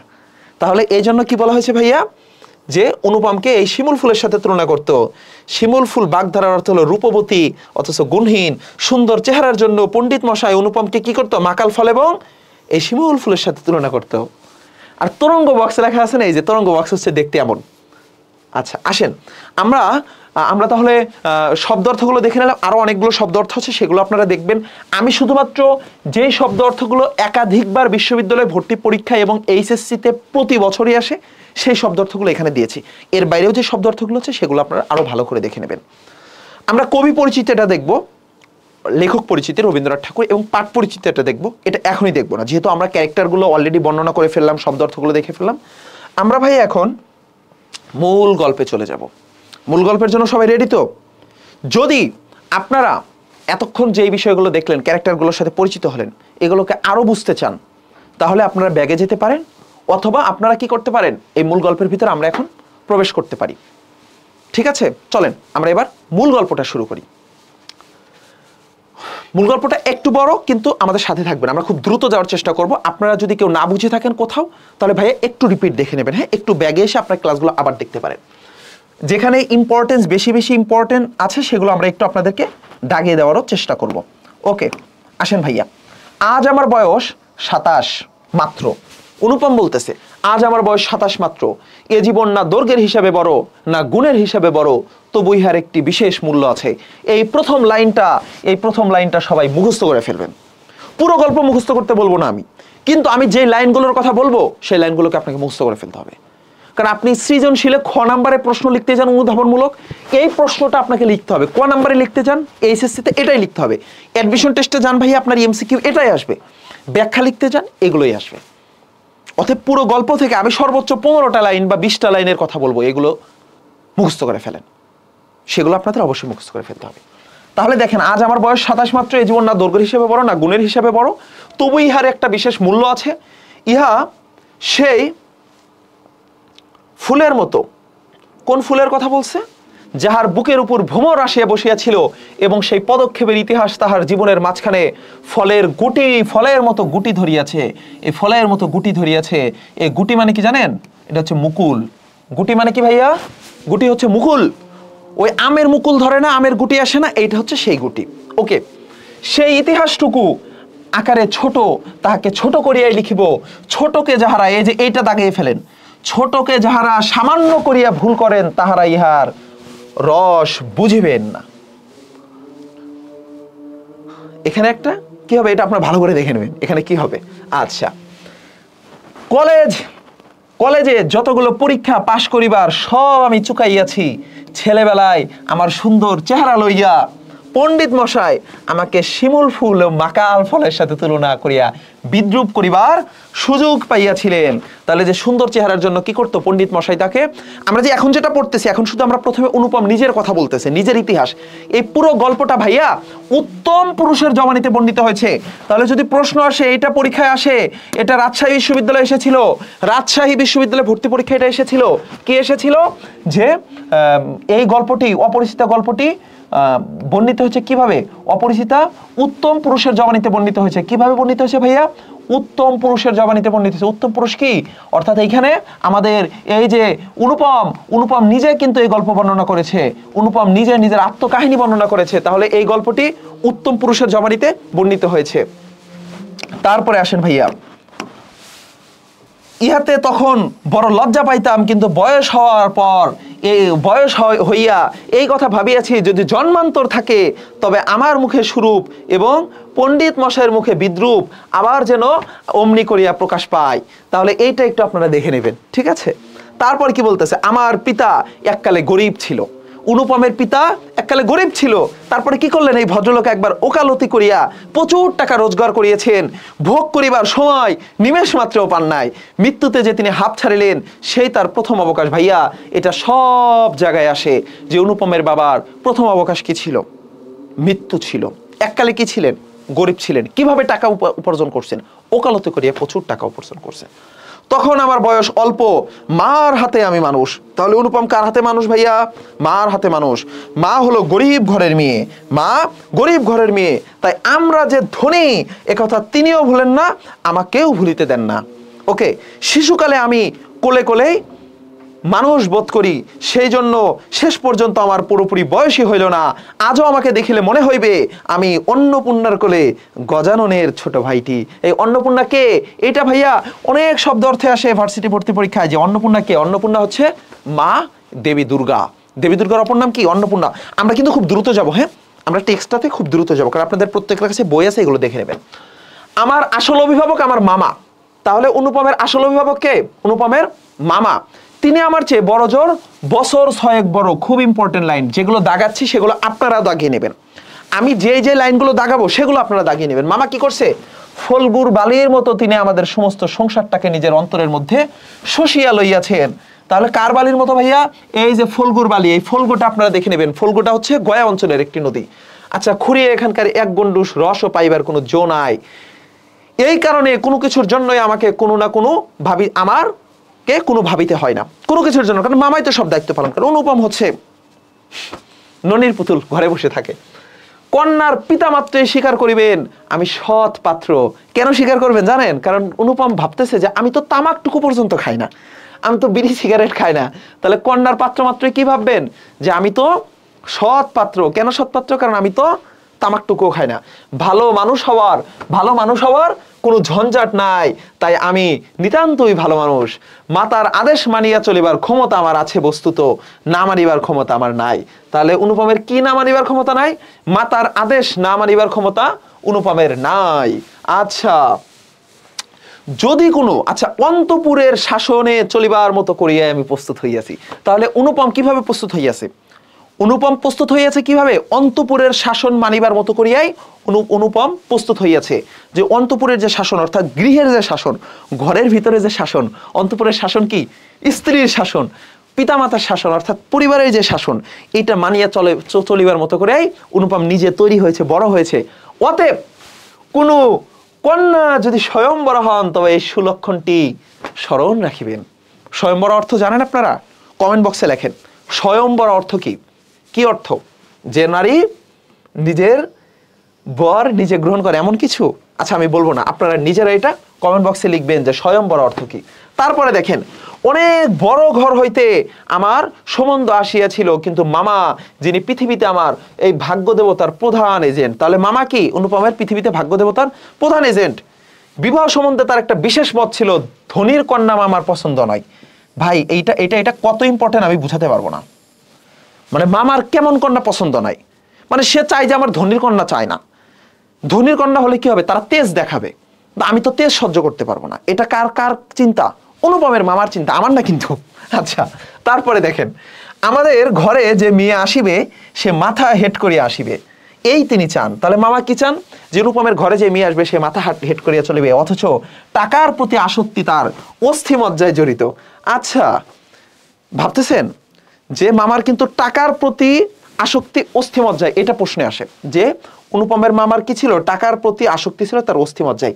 তিনি এমন বিহাই চান যে বিহায়ের টাকা নাই, অথচ সে টাকা দিতে কসুর করিবে না, মানে গরিব হবে, বিহায়ের কোনো টাকা নাই কিন্তু সে প্রচুর টাকা দেবে। কই থেকে না দিবে? আচ্ছা, যাকে শোষণ করা চলিবে, অথচ বাড়িতে আসলে গুড়গুড়ির পরিবর্তে বাধা হুকায় তামাক দিলে নালিশ করিবে না। তারপরে বলতেছে এই যে, তাহলে অনুপম কিন্তু এতক্ষণ কিন্তু নিজের সম্পর্কে বলল। এতক্ষণ আমরা যা কিছু পড়লাম অনুপমের নিজের সম্পর্কে পড়লাম, অনুপমের মায়ের সম্পর্কে পড়লাম, অনুপমের মামার সম্পর্কে কিছু কিছু পড়লাম। এইবার আমরা চলে যাব অনুপমের বন্ধু যে হরিশ ছিল সেই হরিশ সম্পর্কে একটু পড়ে আসি। চলেন, হরিশ সম্পর্কে কি বলতেছে? আমার বন্ধু হরিশ কানপুরে কাজ করে। কোথায় কাজ করে? কানপুরে কাজ করে। আচ্ছা, সে ছুটিতে কলকাতায় আসিয়া আমার মন উতালা করিয়া দিল। আচ্ছা, সে বলিল, ওহে মেয়ে যদি বলো একটি খাসা মেয়ে আছে। তাহলে কি বলছে? যে ওহে অনুপম, তোমার বয়স 23, তুমি দেখতে এত সুন্দর, নাদুস নুদুস শিমুল ফুলের মতো সুন্দর, কিন্তু গুণ নাই। সে যাই হোক, তোমার জন্য আমি কানপুরে কাজ করতে গিয়ে একটা মেয়ে দেখেছি। সেই মেয়েটা কি? ওহে মেয়ে যদি বলো একটা খাসা মেয়ে আছে। খাসা শব্দের অর্থ হচ্ছে অত্যন্ত সুন্দর, ঠিক আছে? ওকে, মানে খাত শব্দের অর্থ আসল, আর খাসা অর্থ কি? অনেক বেশি সুন্দরই বুঝিয়েছে। আচ্ছা, কিছুদিন পূর্বেই MA পাস করিয়াছি আমি, মানে অনুপম, আমি না। তাহলে অনুপম কি করছে? কিছুদিন পূর্বে MA পাস করছে, সামনে যতদূর পর্যন্ত দৃষ্টি চলে ধু ধু করিতেছে। পরীক্ষা নাই, উমেদারি নাই, চাকরি নাই। পরীক্ষা নাই, উমেদারি নাই, চাকরি নাই, নিজের বিষয় দেখিবার চিন্তাও নাই, শিক্ষাও নাই, ইচ্ছাও নাই। থাকিবার মধ্যে আছেন, ভিতরে আছেন মা এবং বাহিরে আছেন মামা। তাহলে অনুপমের কি আছে? অনুপম বলতেছে আমার তো পরীক্ষা নাই, উমেদারি নাই, চাকরি নাই, শিক্ষা নাই, কোনো কিছু নাই। যা কিছু আছে ভিতরে আছে মা এবং বাইরে আছে মামা। তারপরে আসেন ভাইয়া, এই অবকাশের মরুভূমির মধ্যে আমার হৃদয় তখন বিশ্বব্যাপী নারী রূপের মরীচিকা দেখিতেছিল। আকাশে তাহার দৃষ্টি, বাতাসে তাহার নিঃশ্বাস, তরু মর্মরে তাহার গোপন কথা। এমন সময় হরিশ আসিয়া বলিল, মেয়ে যদি বলো তবে আমার, মানে এই যে এই ড্যাশ মানে কি জানেন? হ্যাঁ, এই ড্যাশ দেয় হচ্ছে যখন অসম্পূর্ণ কথা থাকে। অর্থাৎ এই যে কি বললো যে মেয়ে যদি বলো তবে খাসা, এই যে তার পরের অংশটুকু সেটা বোঝাতে জন্য কি করছে? এই যে এখানে ভাইয়া, এখানে হচ্ছে যে আপনার ড্যাশ দিয়েছে, তাই না? ওকে, তারপরে আসেন, আমার শরীর মন বসন্ত বাতাসে বকুল বনের নবপল্লব রাশির মতো কাঁপিতে কাঁপিতে আলোক ছায়া বুনিতে লাগিল। হরিশ মানুষটা ছিল রসিক। হরিশ মানুষটা কেমন ছিল? হরিশ মানুষটা ছিল রসিক, দাগায় ফেলেন, সরস। এই দেখেন এরপরে দিয়ে দিচ্ছে যে হরিশের কিসের কিসের গুণ ছিল। দেখেন, হরিশ মানুষটা ছিল রসিক, রস দিয়ে বর্ণনা করিবার শক্তি তাহার ছিল। আর আমার মন ছিল তৃষ্ণার্ত। কিসের জন্য? কল্যাণীর জন্য। আচ্ছা, আমি হরিশকে বলিলাম, একবার মামার কাছে কথাটা পড়িয়া দেখো না, একবার মামার কাছে কথাটা পড়িয়া দেখো যে অনুভবের জন্য একটা সুন্দর মেয়ে দেখেছি। হরিশ আসর জমাইতে অদ্বিতীয়। ভাই, এটা এখনই মুখস্থ করে ফেলবেন যারা জানতেন না। এটা আমি দাগায় রেখে পরে বলবো না। ক্লাসটা পজ করে 3 বার পড়েন, 5 বার পড়েন যে আসর জমাইতে অদ্বিতীয় কে ছিল? হরিশ। এটা সব পরীক্ষায় আসে। এটা না হলে 10 বার আসছে এখন পর্যন্ত বাংলাদেশের বিশ্ববিদ্যালয়ে ভর্তি পরীক্ষা, এইচএসসি তে তো এভরি ইয়ার আসে এটা, যে আসর জমাতে অদ্বিতীয় কে ছিল? হরিশ। তারপরে রসিক কে ছিল? হরিশ। রস দিয়ে বর্ণনা করতে কে? হরিশ। ফানি ক্যারেক্টার, নায়কের বন্ধু। তাই সর্বত্রই তাহার খাতির, মামাও তাহাকে পাইলে ছাড়িতে চান না। কথাটা তার বৈঠকে উঠিল, মেয়ের চেয়ে মেয়ের বাপের খবরটাই তাহার কাছে গুরুতর। তাহলে যদি প্রশ্ন আসে যে অনুপমের মামার কাছে কার খবরটা বেশি গুরুতর, মেয়ের চেয়ে মেয়ের মামার খবরটা তার কাছে। বাপের অবস্থা তিনি যেমনটি চান তেমনি, মানে অনুপমের মামা তো এমনই চাইতো যে এদের মানে খুব একটা তেজ থাকবে না, বিহাই হবে তেজ মুক্ত, কম তেজ। আচ্ছা, বিহাই সম্পদের তেজ থাকতে নাই, তাহলে অনুপমের মামা এমনটাই চাইতো, তো এমনটাই পেয়ে গেল। এককালে ইহাদের বংশে লক্ষ্মীর মঙ্গল ঘট ভরা ছিল। তাহলে মঙ্গল ঘট ভরা ছিল এককালে, মানে এককালে তাদের এত অর্থ সম্পদ ছিল, কোনো একটা রোগ ব্যাধি হোক বা কোনো একটা সমস্যার কারণ হোক, আমাদের অনেকের জীবনে এরকম হয় না যে এককালে আমরা অনেক ধনী ছিলাম, তারপরে আমাদের পরিবারে একটা বড় একটা বসন্ত আসলো বা কোনো একটা রোগ আসলো, যেটার কারণে আমাদের বড় ধরনের কোনো একটা সমস্যায় সব অর্থ সম্পদ হারিয়ে গেল, কিন্তু আমাদের সেই মানটা রয়ে গেল। তো এদের ঘটনাটা সেম। এখন তাহা শূন্য বলিলেই হয়, অথচ তলায় সামান্য কিছু বাকি আছে। দেশের বংশমর্যাদা রাখিয়া চলা সহজ নয় বলিয়া ইনি পশ্চিমে গিয়া বাস করিতেছেন, সেখানে গরিব গৃহস্থের মতোই থাকেন। তাহলে পশ্চিমে গিয়ে কেমন থাকেন ভাইয়া? গরিব গৃহস্থের মতো থাকেন। একটি মেয়ে ছাড়া আর নাই, সুতরাং তাহারই পশ্চাতে লক্ষ্মীর ঘরটি একেবারে উপর করিয়া দিতে দ্বিধা হইবে না। কার? কল্যাণীর বাবার। এসব ভালো কথা, কিন্তু মেয়ের বয়স যে 15, তো অনেক বেশি বয়স। মেয়ের কোনো খুঁতটুত নাই তো, কারণ তৎকালীন সময় তো 15 হলে তো ভাইয়া এত দেরি তো কাউকে করাইতো না। 12 বছর বয়স হয়ে গেছে, মেয়েকে এখনো বিয়ে দাও নাই। আরে তোমার মেয়ে তো অনেক বড়, তোমার মেয়ের বয়স 15 হয়ে গেছে, তাহলে এটা অনেক বড় একটা বিষয় না। ধরেন বর্তমান সমাজে মেয়েদের 22, 23, 25, 27-এও বিয়ে হচ্ছে, এটা নর্মাল বিষয়। সে গ্রাজুয়েশন করে, পোস্ট গ্রাজুয়েশন করে বিয়ে করতেছে। বর্তমান যুগে কোনো মেয়ে যদি বলে আমার বয়স এখন 42, এখনো বিয়ে হয় নাই, এটা কেমন না বিষয়টা, যে 42 হয়ে গেছে এখনো বিয়ে হয় নাই, অসম্ভব। মেয়ের কি কোনো সমস্যা আছে নাকি, কেন বিয়ে হলো না? তো তৎকালীন সময়ে যখন 10 বছর, 8 বছর, 12 বছরে বিয়ে হতো, 12 বছর, 14 বছর, তখন মেয়ের বয়স 15 হয়ে গেছে, এখনো বিয়ে হয় নাই। তো এটা ভয় পাইতেছে যে মেয়ের বয়স তো 15, তাই শুনিয়া মামার মন ভার হইল। বংশে তো কোনো দোষ নাই, বংশে তো কোনো দোষ নাই, এখনো কেন বিয়ে হলো না? দোষ নাই, বাপ কোথাও তার মেয়ের যোগ্য বর খুঁজিয়া পান না, একে তো বরের হাট মহার্ঘ। তাহলে কিসের হাট মহার্ঘ? বরের হাট মহার্ঘ ভাইয়া, খুব ইম্পর্টেন্ট, এটা দাগিয়ে ফেলেন। বরের হাট কেমন? বরের হাট হলো অত্যন্ত দামি, মানে বর পাওয়াই যাচ্ছে না হাটে, বরের হাট মহার্ঘ। তারপরে ধনুক ভাঙা পণ। তাহলে পণের অবস্থা কেমন? মানে পণ দিতে দিতে মেয়ের বাবার অবস্থা খারাপ। ধনুক ভাঙা পণ মানে পণ দিতে গিয়ে ধনুক ভেঙে যাচ্ছে এমন একটা অবস্থা। কাজেই বাপ কেবলই সবুর করিতেছেন, কিন্তু মেয়ের বয়স সবুর করিতেছে না। বুঝতেছেন? বাপ কেবলই সবুর করতেছে বিয়ে দেওয়ার জন্য, কিন্তু মেয়ের বয়স সবুর করিতেছে না। তারপরে আসেন, যাই হোক, হরিশের সরস রসনার গুণ আছে, খুব ইম্পর্টেন্ট, শুরুতে দিয়েছিলাম। কি করতে হবে? দাগিয়ে নিতে হবে। হরিশের সরস রসনার গুণ আছে। মামার মন নরম হইল, বিবাহের ভূমিকা অংশটুকু নির্বিঘ্নে সমাধা হইয়া গেল। ভূমিকা মানে বোঝেন আপনারা? হ্যাঁ, বিয়ের ভূমিকা কি? হিন্দু ধর্মের গিয়ে আশীর্বাদ করে আসবে, এইটাকে, এটা হচ্ছে বিবাহের ভূমিকা অংশ। ছেলের বাড়ি থেকে গিয়ে মেয়ের বাড়িতে গিয়ে মেয়েকে আশীর্বাদ করে আসবে, আবার মেয়ের বাড়ি থেকে কেউ একজন অভিভাবক এসে ছেলেকে আশীর্বাদ করে যাবে। এটা হচ্ছে হিন্দু ধর্ম অনুযায়ী বিবাহের কি ভূমিকা অংশ। আচ্ছা, এবার দেখেন কি অবস্থা, কিভাবে ভূমিকা অংশটা পালন মানে পরিপূর্ণ হলো, এটা একটু দেখেন। কলিকাতার বাহিরে বাকি যে পৃথিবীটা আছে সমস্তটাকে মামা আন্দামান দ্বীপের অন্তর্গত বলিয়া জানেন। মানে মামার এমন একটা অবস্থা, এ মনে করে আন্দামান দ্বীপ কি ছিল জানেন আপনারা? শব্দ অর্থ থেকে পড়ে নেবেন। আমি শব্দ অর্থে এতগুলো রাখা পসিবল হয়নি ভাই, প্রায় ক্লাসের ডিউরেশন 1.5 ঘন্টার উপরে চলে যাবে পুরোটা করাইতে, কিন্তু আপনারা করবেন। জাস্ট এই 1.5 ঘন্টা ক্লাস আপনাকে যা দেবে, আপনাকে নেক্সট টাইম অন্য কোনো টিচারের কাছে, কোনো ক্লাসে, কোনো কোচিংয়ে, কোনো গাইড বই ওইভাবে ডিপলি পড়তে হবে না। এই একটা ক্লাস করলে আপনার অ্যাডমিশন টেস্ট কাভার হয়ে যাবে, HSC plus admission test cover হয়ে যাবে। দেখেন, জীবনে একবার বিশেষ কাজে তিনি কোন নগর গিয়েছিলেন? তাহলে এইটা অ্যাডমিশন টেস্টের প্রশ্ন। যে অনুপমের মামা এ মনে করে যে এই কলকাতার বাইরে যা আছে সবই কি ভাইয়া? সবই হচ্ছে আন্দামান দ্বীপের অংশ। আন্দামান দ্বীপ মানে বুঝতেছেন, আন্দামান দ্বীপ হচ্ছে এটা ভারত মহাসাগরের, এই যে আমাদের বঙ্গোপসাগরের পাশেই একটা দ্বীপ। এই দ্বীপে এককালে ইউএসএ অর্থাৎ এই আমেরিকার সেনাবাহিনী কি করতো? এই ইংরেজরা এক সময় এরা হচ্ছে বিভিন্ন আসামিদেরকে নিয়ে বন্দি করে রাখতো, শাস্তি দিত। তো এই মনে করে যে কলকাতার বাইরে যা আছে এর বাইরে যা আছে সব আন্দামান দ্বীপ। সব কি ভাইয়া? সব হলো আন্দামান দ্বীপ। মানে সব ভয়ঙ্কর। এই জন্য মামা হচ্ছে খুব ভীতু, কখনো কলকাতার বাইরে যাইতে চায় না। তাহলে কাকে পাঠাতে হবে এবার দেখেন। মামা জীবনে একবার বিশেষ কাজে কোন্নগর গিয়েছিলেন। কোথায় গিয়েছিলেন ভাইয়া? এই কোন্নগর গিয়েছিলেন। বিশেষ কাজে কোথায় গিয়েছিলেন? কোন্নগর গিয়েছিলেন। তাহলে মামা একবার বিশেষ কাজে এই কোন্নগর গিয়েছিলেন।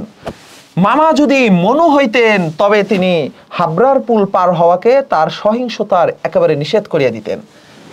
তাহলে কি করতেন? তার সংহিতায়, তার যে সংহিতা আছে, মনুর সংহিতা আছে না, তাহলে মামা যদি মনু হইতেন তাহলে তিনি এই মনুকে এটা শব্দ অর্থে দেখে নেবেন। তাহলে এই হুবরার পার, এই যে হাবড়ার পুল, হাবড়ার যে পুল আছে, হাওড়ার পুল, হ্যাঁ হাবড়ার পুল, এইটা পার হওয়া নিষেধ করিয়া দিতেন তার সংহিতায়। মনের মধ্যে ইচ্ছা ছিল নিজের চোখে মেয়ে দেখে আসিব, সাহস করিয়া প্রস্তাব করতে পারলাম না। মানে আমি শুধু কল্পনাই করতেছি। আমার বন্ধু হরিশ এসে বলিল, বন্ধু মেয়ে যদি বলো খাসা একটা আছে। আমি তো চোখ বন্ধ করলে দেখতে পাই যে এত সুন্দর একটা মেয়ে আমার বন্ধু হরিশ আমার জন্য দেখেছে, কিন্তু আমার কি একটু ইচ্ছা হয় না আমার চর্মচক্ষে গিয়ে মেয়েটাকে দেখে আসবো? কিন্তু না, সেই মেয়েকে দেখার মতো কি হয় না, সাহস করিয়া মামাকে বলতে পারলাম না যে মামা মেয়ে দেখতে আমি একটু যাবো, এটা বলতে পারলো না। কন্যাকে আশীর্বাদ করিবার জন্য যাহাকে পাঠানো হইল সে আমাদের বিনু দাদা, আমার পিস্তুত ভাই। তাহার মতো রুচি এবং দক্ষতার পরে আমি 16 আনা নির্ভর করতে পারি। তাহলে বিনু দাদা ফিরে আসে বলিলেন, মন্দ নয় হে, খাঁটি সোনা বটে। তাহলে যদি প্রশ্ন করা হয় অনুপম কার উপর 16 আনা বিশ্বাস করতে পারেন ভাইয়া? কার উপরে? সেটা হলো আমাদের এই বিনু দাদা। ওকে, তারপরে আসেন, বিনু দাদার ভাষাটা অত্যন্ত আট। কেমন আট? যেখানে আমরা বলি চমৎকার, সেখানে তিনি বলেন চলনসই। আমরা বলি কি? আমরা বলি চমৎকার, বিনু দাদা কি বলে? চলনসই, চলে আর কি। তাহলে এর ভাষাটা কি? অত্যন্ত আট। তারপরে দেখেন ভাইয়া কি হয়েছে। অতএব বুঝিলাম আমার ভাগ্যে এই প্রজাপতির সঙ্গে পঞ্চস্বরের কোনো বিরোধ নাই। এরা কারা? এরা জানেন এই প্রজাপতি পঞ্চস্বরের কথা, যে এরা হচ্ছে বিবাহের দেবতা। তো বিবাহের দেবতার সাথে আমার আর কোনো বিরোধ নাই। তার মানে আমার বিয়েটা এবার হয়েই যাচ্ছে। এত চমৎকার একটা মেয়ে পেয়েছি আমি। আমার ভাই এই বিনু দাদা এসে কি বললো যে আরে এ তো মন্দ নয় হে, খাঁটি সোনা বটে। বলা বাহুল্য, বিবাহ উপলক্ষে কন্যা পক্ষকে কলিকাতায় আসিতে হইল। তাহলে বিবাহ উপলক্ষে কন্যা পক্ষকে কোথায় আসিতে হইল? কলিকাতায় আসিতে হইল। কন্যার পিতা এই শম্ভুনাথ বাবু হরিশকে কত বিশ্বাস করেন তাহার প্রমাণ এই যে বিশ্বাসের 3 দিন পূর্বে, অর্থাৎ বিবাহের 3 দিন পূর্বে তিনি আমাকে প্রথম চক্ষে দেখেন এবং আশীর্বাদ করিয়া যান। বয়স তার 40-এর কিছু এপার বা ওপার, চুল কাঁচা। তাহলে ডক্টর শম্ভুনাথ সেনের চুল কেমন? কাঁচা, গোফে পাক ধরিতে আরম্ভ করিয়াছে মাত্র। সুপুরুষ বটে, তবে ভিড়ের মধ্যে দেখিলে সকলের আগে তার উপরে চোখ পড়িবার মতো। কার উপরে? সুন্দরী অনুপম? না না না না, অনুপম সুন্দর ঠিক আছে, কিন্তু ভিড়ের মধ্যে যদি কারোর উপর চোখ পড়ে সবার প্রথম কার উপরে পড়বে? সুপুরুষকে। আমাদের এই সুন্দরী নায়িকা কল্যাণীর বাবা ডক্টর শম্ভুনাথ সেন এতটাই সুন্দর, আচ্ছা ভালো মানুষ। দেখেন, আশা করি আমাকে দেখিয়া তিনি খুশি হইয়াছিলেন। বোঝা শক্ত, কেননা তিনি বড়ই চুপচাপ। তাহলে বড়ই চুপচাপ কে? কন্যা? কন্যা বড়ই চুপচাপ? না না না, কন্যার বাবা শম্ভুনাথ সেন বড়ই চুপচাপ। এই যে মানে কেমন এটা বোঝা যাচ্ছে না, খুব চুপচাপ। যে 2-একটি কথা বললেন তাহাতে পুরা জোর দিয়া বলেন। মামার মুখ তখন অনর্গল ছুটিতেছিল। ধনে মানে আমাদের স্থান যে শহরের চেয়েও কম নয়, সেইটাকেই তিনি নানা প্রসঙ্গ প্রচার করতেছিলেন। শম্ভুনাথ বাবু এ কথায় কিন্তু মামাকে, আচ্ছা শম্ভুনাথ বাবু একেবারেই যোগ দিলেন না। শম্ভুনাথ বাবু খুব ভদ্রলোক, নিরীহ নিরেট ভদ্রলোক। মানে মামা হচ্ছে টাউটামি করে সে একের পর এক বলে যাচ্ছে যে আমরা শহরের চেয়ে কম না, আমরা এইটা ওইটা। শম্ভুনাথ বাবু ভদ্রলোক, সে শুনতেছে। ওকে ঠিক আছে, আপনি বলতে থাকেন। আচ্ছা তারপরে কি হয়েছে দেখেন, মামা একবারেই যোগ দিলেন না। কোনো ফাঁকে একটা হুহা কিছুই শোনা গেল না। আমি হইলে দমিয়া যাইতাম। আচ্ছা, কিন্তু মামাকে দমানো শক্ত। তিনি শম্ভুনাথ বাবুর চুপচাপ ভাব দেখে ভাবলেন যে লোকটা নিতান্তই নির্জীব। ঠিক আছে, একেবারেই কোনো তেজ নেই। বিহাই সম্প্রদায়ের আর যাই থাক, তেজ থাকাটা দোষের। অতএব মামা মনে মনে খুব খুশি হইলেন যে আরে এই লোকের তো তেজ নাই, আমি তো এমন একটা লোকই চাইতেছিলাম যে আমার সাথে খুব একটা তেজ দেখাবে না। ভাইয়া এই লাইনটা মুখস্থ করে ফেলেন, এখনই মুখস্থ করে ফেলেন। কোনটা? যে তেজ থাকাটা দোষের। কাদের তেজ থাকাটা দোষের? বেহাই সম্প্রদায়ের। আর যাই থাক, তেজ থাকাটা দোষের। খুব ইম্পর্টেন্ট। আমি বলতেছি, দাগায় রাখেন, অ্যাডমিশন টেস্টের হলে গিয়ে নোমান ভাইয়াকে আপনারা স্মরণ করবেন। আচ্ছা, অতএব মামা মনে মনে খুশি হইলেন। শম্ভুনাথ বাবু যখন উঠিলেন তখন মামা সংক্ষেপে উপর হইতে তাকে বিদায় করিলেন, গাড়িতে তুলিয়া দিতে গেলেন না। মানে বুঝতে পারছেন লোকটা কি লেভেলের অসভ্য। মানে একটা মানুষ আসছে আপনার ভাগ্নাকে আশীর্বাদ করতে, তার শ্বশুর আপনার বেহাই হতে যাচ্ছে, সে আপনার বাড়িতে এসে ঘুরে গেল, আপনি তাকে একটু এগিয়ে দিতে যাবেন না, সে গেল না, সে উপর থেকে ভাব দেখিয়ে বলল ওকে যান। কেন? ভাব দেখাইলো আর কি। পণ সম্বন্ধে, পণ মানে কি ভাইয়া? যৌতুক, অর্থাৎ বিবাহের সময় যেটা নারী পক্ষকে দেওয়া হয়, নারী পক্ষকে দিতে হয়। সম্বন্ধে দুই পক্ষে পাকাপাকি কথা ঠিক হইয়া গিয়েছিল। মামা নিজেকে অসামান্য চতুর বলিয়া অভিমান করিয়া থাকেন। ঠিক আছে, যে আরে আমি তো অনেক চালাক। কথাবার্তায় কোথাও তিনি কিছু ফাঁক রাখেন নাই। টাকার অঙ্ক তো স্থির ছিলই, তারপরে গহনা কত ভরির এবং সোনা কত দরের হইবে সেও একেবারে বাধাবাদী হইয়া গেল। মনে জানিতাম এই স্থূল অংশটাও বিবাহের একটা প্রধান অংশ। ভাইয়া প্রশ্ন আসে ঢাকা বিশ্ববিদ্যালয়ের রিটেনে আসতে পারে, যে সেটা হলো এই স্থূল অংশটাও বিবাহের একটা প্রধান অংশ। এই স্থূল অংশটা কি? কোনটা স্থূল অংশটা কোনটা? এই যে তার আগে যে বলছে যে এই যে দেনা পাওনা মানে কি? যৌতুক বা পণ। এই যে যৌতুক বা পণ, এই যে বলছে না ভাইয়া, এই যে দেনা পাওনা, দেনা পাওনা, দেনা পাওনা স্থির হইলো, এইটা কি? এটা হচ্ছে স্থূল অংশ। এটা সম্পর্কে বলেছি, এটা বিবাহের একটা কি অংশ? প্রধান অংশ। এই যে প্রধান অংশ বলছে, এটা হচ্ছে ভাইয়া বিবাহের একটি প্রধান অংশ। কোনটা? দেনা পাওনা, স্থূল অংশ হলেও। এবং সে অংশের তার যার উপরে তিনি এক করাও ঠকিবেন না। বস্তুত আশ্চর্য পাকা লোক বলিয়া মামা আমাদের সমস্ত সংসারের প্রধান গর্বের সামগ্রী। যেখানে আমাদের কোনো সম্বন্ধ আছে সেখানে সর্বত্রই তিনি বুদ্ধির লড়াইয়ে জিতিবেন, সে একেবারে ধরা কথা। এজন্য আমাদের অভাব না থাকিলেও এবং অন্য পক্ষের অভাব কঠিন হইলেও তিনি জিতিব। আমাদের সংসারের এই জেদ, ইহাতে যে বাঁচুক আর যে মরুক। গায়ে হলুদ অসম্ভব রকম ধুমধাম করিয়া গেল। বাহক এত গেল যে আদমশুমারি করিতে হইলে কেরানি রাখিতে হয়। বুঝতে পারছেন? মেয়েটার মা নাই, ভাই নাই, এক গরিব বাবা, গরিব না, একসময় তাদের অনেক সম্পদ ছিল, ডাক্তার বাবা, এখন তো তাদের একটা খারাপ সময় চলতেছে। এই গায়ে হলুদের জন্য ধুমধাম করে এত লোক পাঠাইতে হলো। এই মামা এতটাই লোক পাঠালো যে তাদের কি করতে হলো? যে আদমশুমারি করার জন্য কি করতে হবে? কেরানি রাখিতে হবে, যে কি পরিমাণে লোক অনুপমদের বাড়ি থেকে ওই বাড়িতে গেল। তাহাদিগকে বিদায় করিতে অপর পক্ষের যে নাকাল হইতে হইবে সে কথা স্মরণ করিয়া মামার সঙ্গে মা একযোগে বিস্তার হাসিলেন। কি অসভ্য লেভেলের মানুষ, তাই না? মানে এটা কি ঠিক হয়েছে? মা আর মামা দুজন খুব হাসতেছে। আচ্ছা, তারপরে দেখেন ব্যান্ড, বাঁশি, শখের কনসার্ট প্রভৃতি যেখানে যত প্রকার উচ্চ শব্দ আছে সমস্ত একসঙ্গে মিশাইয়া বর্বর কোলাহলে মত্ত হস্তিধারা সঙ্গীত সরস্বতীর পদ্মবন দলিত বিদলিত করিয়া আমি তো বিবাহ বাড়িতে গিয়া উঠিলাম। তাহলে বিয়ে বাড়িতে যাওয়ার সময় কি কি বাজিয়েছে ভাইয়া? কি কি বাদ্যযন্ত্র আছে দেখেন? এই যে ব্যান্ড আছে, বাঁশি আছে, শখের কনসার্ট আছে। খুব ইম্পর্টেন্ট, এইটা অনেক বেশি ইম্পর্টেন্ট, আপনারা এগুলো দেখে নেবেন। হ্যাঁ, ওকে। তারপরে আসেন, আংটিতে হারেতে জরি জহরতে আমার শরীর যেন গহনার দোকান নিলামে চড়িয়াছে বলে মনে হচ্ছে, তাই না?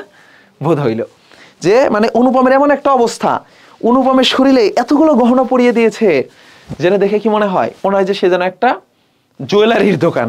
হ্যাঁ, আচ্ছা, নিলামে উঠানো হয়েছে। তাহাদের ভাবি জামাইয়ের মূল্য কত সেটা যেন কতক পরিমাণে সর্বাঙ্গে স্পষ্ট করিয়া লিখিয়া ভাবি শ্বশুরের সঙ্গে মোকাবেলা করিতে চলিয়াছিলাম। ভাবি মানে হচ্ছে হবু, অর্থাৎ তার যে হবু জামাই, মানে শ্বশুর বাড়িকে তো বোঝাতে হবে যে তোমাদের যে জামাই আসতেছে সে জামাই তো অনেক দামি। এটা বোঝানোর জন্য কি করতেছে এই ভদ্রলোক? শরীরে এতগুলো গহনা লাগিয়েছে যেন মনে হচ্ছে একটা গহনার দোকান নিলামে উঠিয়েছে। মামা বিবাহে বাড়িতে ঢুকিয়া খুশি হইলেন না। কেন খুশি হইলেন না? যে একে তো উঠানটাতে বরযাত্রীদের জায়গা সংকুলান হওয়াই শক্ত, তাহার পরে সমস্ত আয়োজন নিতান্ত মধ্যম রকমের, ইহার পরে শম্ভুনাথ বাবুর ব্যবহারটাও নেহাত ঠান্ডা। তার বিনয়টা অজস্র নয়, মুখে তো কথাই নাই, কোমরের চাদরে বাঁধা, গলা ভাঙ্গা, টাক পরা, মিশকালো। আচ্ছা ওয়েট, দেখেন, মিশকালো এবং বিপুল শরীর তার একটি উকিল বন্ধু যদি নিয়ত হাত জোর করিয়া মাথা হেলাইয়া নম্রতার স্মিত হাস্যে ও গদগদ বচনে কনসার্ট পার্টির করতল বাজিয়ে হইতে শুরু করিয়া বরকর্তাদের প্রত্যেকের বারবার প্রচুর রূপে অভিষিক্ত করিয়া না দিতেন, তবে গোড়াতে একটা এসপার ওসপার হয়ে যাইত। মানে বিষয়টা বুঝতে পারছেন? বিষয়টা হলো, বলতেছে এই যে এইখান থেকে হচ্ছে এক নতুন ভদ্রলোকের কথা বলতেছে, এটা হচ্ছে উকিল বন্ধু। ভাইয়া, এই উকিল বন্ধুটা কার উকিল বন্ধু জানেন আপনারা? এই যে একটা উকিল বন্ধুর কথা বলছে না, আমি দেখাই আপনাদেরকে। এইখান থেকে শুরু হয়েছে, যে এইখান থেকে, যে আপনার এই যে এইখান থেকে যে কোমরে চাদর বাঁধা, গলা ভাঙা, টাক পরা, মিশকালো এবং বিপুল শরীর তার একজন উকিল বন্ধু। তাহলে এটা কে? এটা হচ্ছে আমাদের নায়িকা কল্যাণীর বাবার বন্ধু শম্ভুনাথ সেন বাবুর একজন বন্ধু আছেন। এই বন্ধুটা কি করেছেন? এই বন্ধুটা হাত জোর করেছেন কাকে? অনুপমের এই যে বিয়ে বাড়ির যারা বর পক্ষে গিয়েছিল সেই বরপক্ষকে কি করেছে? হাত জোর করেছে। হাত জোর করে তাদেরকে রিসিভ করে নিয়ে এসেছে ঘর পর্যন্ত, বাড়ি পর্যন্ত, বিয়ের আসর পর্যন্ত। এতে কি হয়েছে? এইটা যদি না করতো তাহলে ওই গোড়াতে একটা এসপার ওসপার হয়ে যেত। গোড়াতে একটা এসপার ওসপার মানে ওখানেই সব শেষ হয়ে যেত, আর বিয়েটা হতো না, এমন কিছু একটা, তাই না?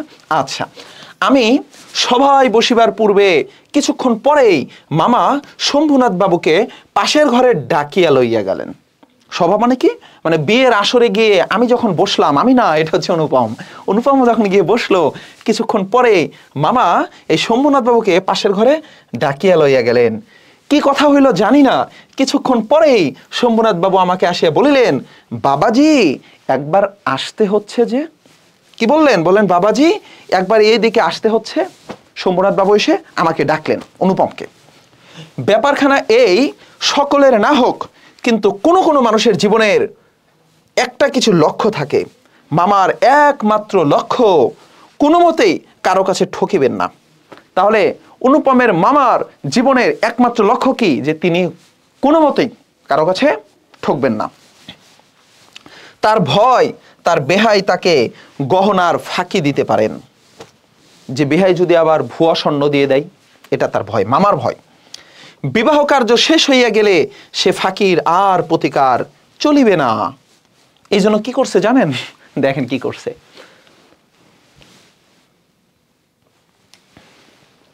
বাড়ি ভাড়া, সওগাত, লোক বিদায় প্রভৃতি সম্বন্ধে যেরকম টানাটানির পরিচয় পাওয়া গেছে, তাহাতে মামা ঠিক তেমনই করিয়াছিলেন দেওয়া থোয়া সম্বন্ধে। দেওয়া থোয়া সম্বন্ধে মানে কি? যে পণ সম্বন্ধে, ওই যে গহনা দেওয়া সম্বন্ধ আছে না, গহনা দিবে, এই পণ সম্বন্ধেও মামা এই লোক বিদায়ের প্রকৃতির আচরণ করেছে, টানাটানির পরিচয় দিয়েছে। কি করেছে দেখেন, তিনি লোকটির শুধু মুখের কথার উপর ভর করা চলিবে না, সেজন্য বাড়ির স্যাকরাকে শুদ্ধ সঙ্গে আনিয়াছিলেন। স্যাকরা কে জানেন আপনারা? স্যাকরা হচ্ছে ওই যে শুরুতে আপনাদেরকে দেখাইছিলাম, মনে আছে, যে গহনা পরীক্ষা করে, তাকে বলা হয় স্যাকরা। তাহলে মামার সাথে করে কাকে নিয়ে আসছিলেন? স্যাকরাকে আনিয়েছিলেন। পাশের ঘরে গিয়ে দেখিলাম মামা একটি তক্ত পোষে এবং স্যাকরা তাহার দাড়িপাল্লায় কোষ্টি পাথর প্রভৃতি লইয়া মেজেই বসিয়া আছে। কেন বসিয়া আছে? যে শম্ভুনাথ বাবু তার মেয়েকে যে গহনাগুলো দেবেন সেগুলো কি আসল নাকি নকল? এটা কে করতেছে? মামা করতেছে, স্যাকরাকে দিয়ে। শম্ভুনাথ বাবু আমাকে বলিলেন, তোমার মামা বলিতেছেন বিবাহের কাজ শুরু হইবার আগেই তিনি কন্যার, এই যে কনেকে মানে আমাদের নায়িকা, এই নায়িকার সমস্ত গহনা যাচাই করিয়া দেখিবেন। ইহাতে তুমি কি বলো? শ্বশুর মশাই ডেকে বলতেছে যে বাবা, তোমার মামা এই বিবাহের যত গহনা আছে কন্যার, সবগুলো গহনা বিয়ের আগে উনি পরীক্ষা করে দেখবেন, পরখ করে দেখবেন। এ সম্পর্কে তোমার মতামত কি? তুমি তো ছেলে, তুমি তো বর, তোমার মতামতটা আমার জানতে হবে। এবার দেখেন আমাদের ছেলে কে বলতেছে। আমাদের ছেলে হচ্ছে কি যেন মাকাল ফল এবং শিমুল ফুল অপদার্থ। মাথা হেট করিয়া চুপ করিয়া রহিলাম। মামা বলিলেন, আচ্ছা, মামা বলিলেন ও আবার কি বলিবে? আমি যা বলিব তাই হইবে। তাহলে মামা কি বলিল? মামা বলিল ও আবার কি বলিবে? আমি যা বলিব তাই হইবে। শম্ভুনাথ বাবু আমার দিকে চাহিয়া বলিলেন, সেই কথা তবে ঠিক, উনি যা বলিবেন তাই হইবে, এ সম্বন্ধে তোমার কিছুই বলার নেই। আরে তুমি তো বর, তুমি বিয়ে করতে আসছো, তোমার হবু স্ত্রীর সমস্ত গহনা তোমার মামা নিয়ে পরীক্ষা করে দেখবেন বিয়ের আগে। আমার কন্যার গহনা আমি চুরি করব, এমন অবিশ্বাস করেন, এ সম্বন্ধে তোমার কিছুই বলার নাই? কিছুই না। দেখেন কি হচ্ছে।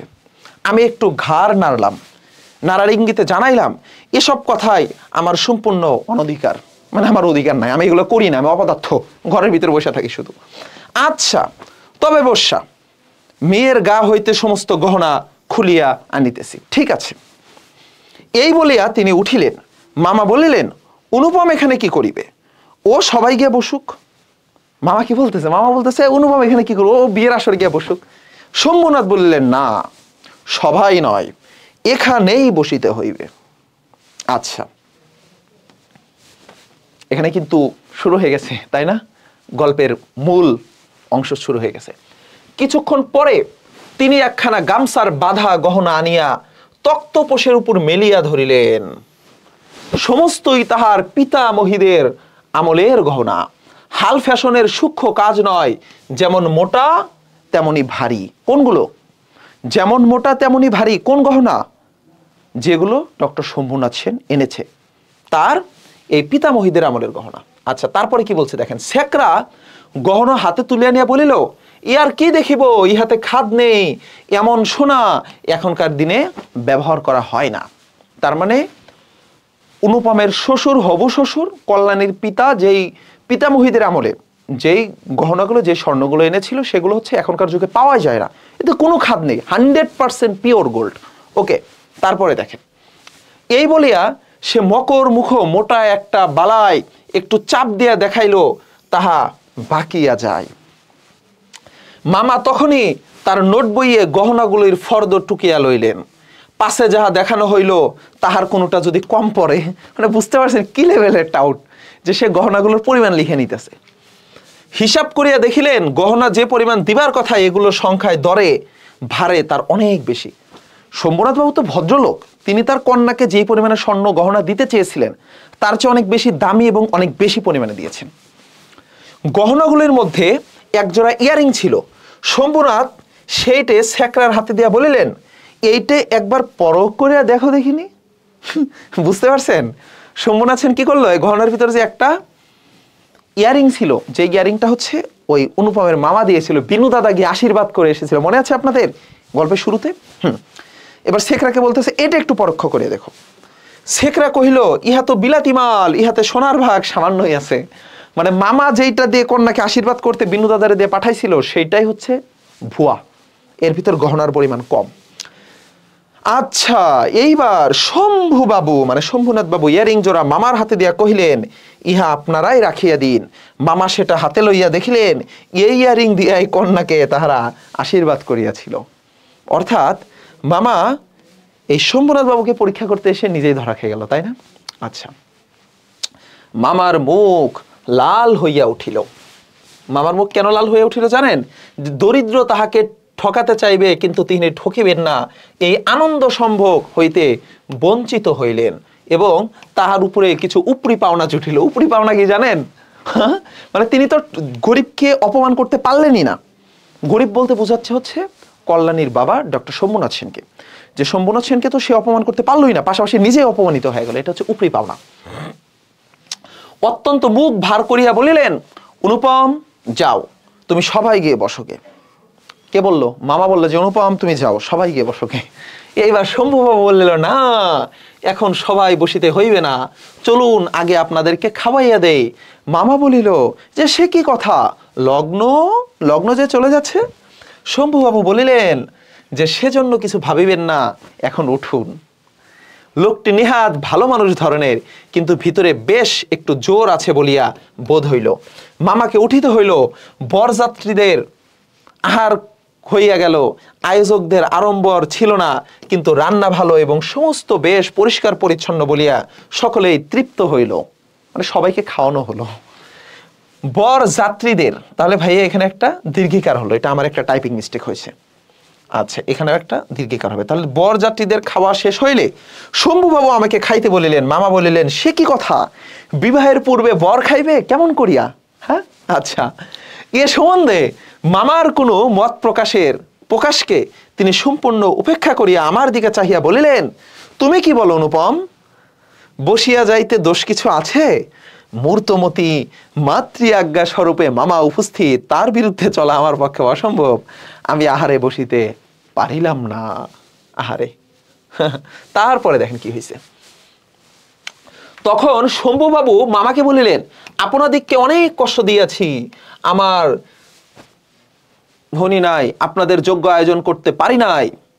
আচ্ছা, ক্ষমা করিবেন, রাত হইয়া গেছে, আর আপনাদের কষ্ট বাড়াইতে ইচ্ছা করি না। এখন তবে ওঠা যাক, তাই না? আচ্ছা, মামা বলিলেন, তা সবাই চলুন, আমরা তো প্রস্তুত আছি।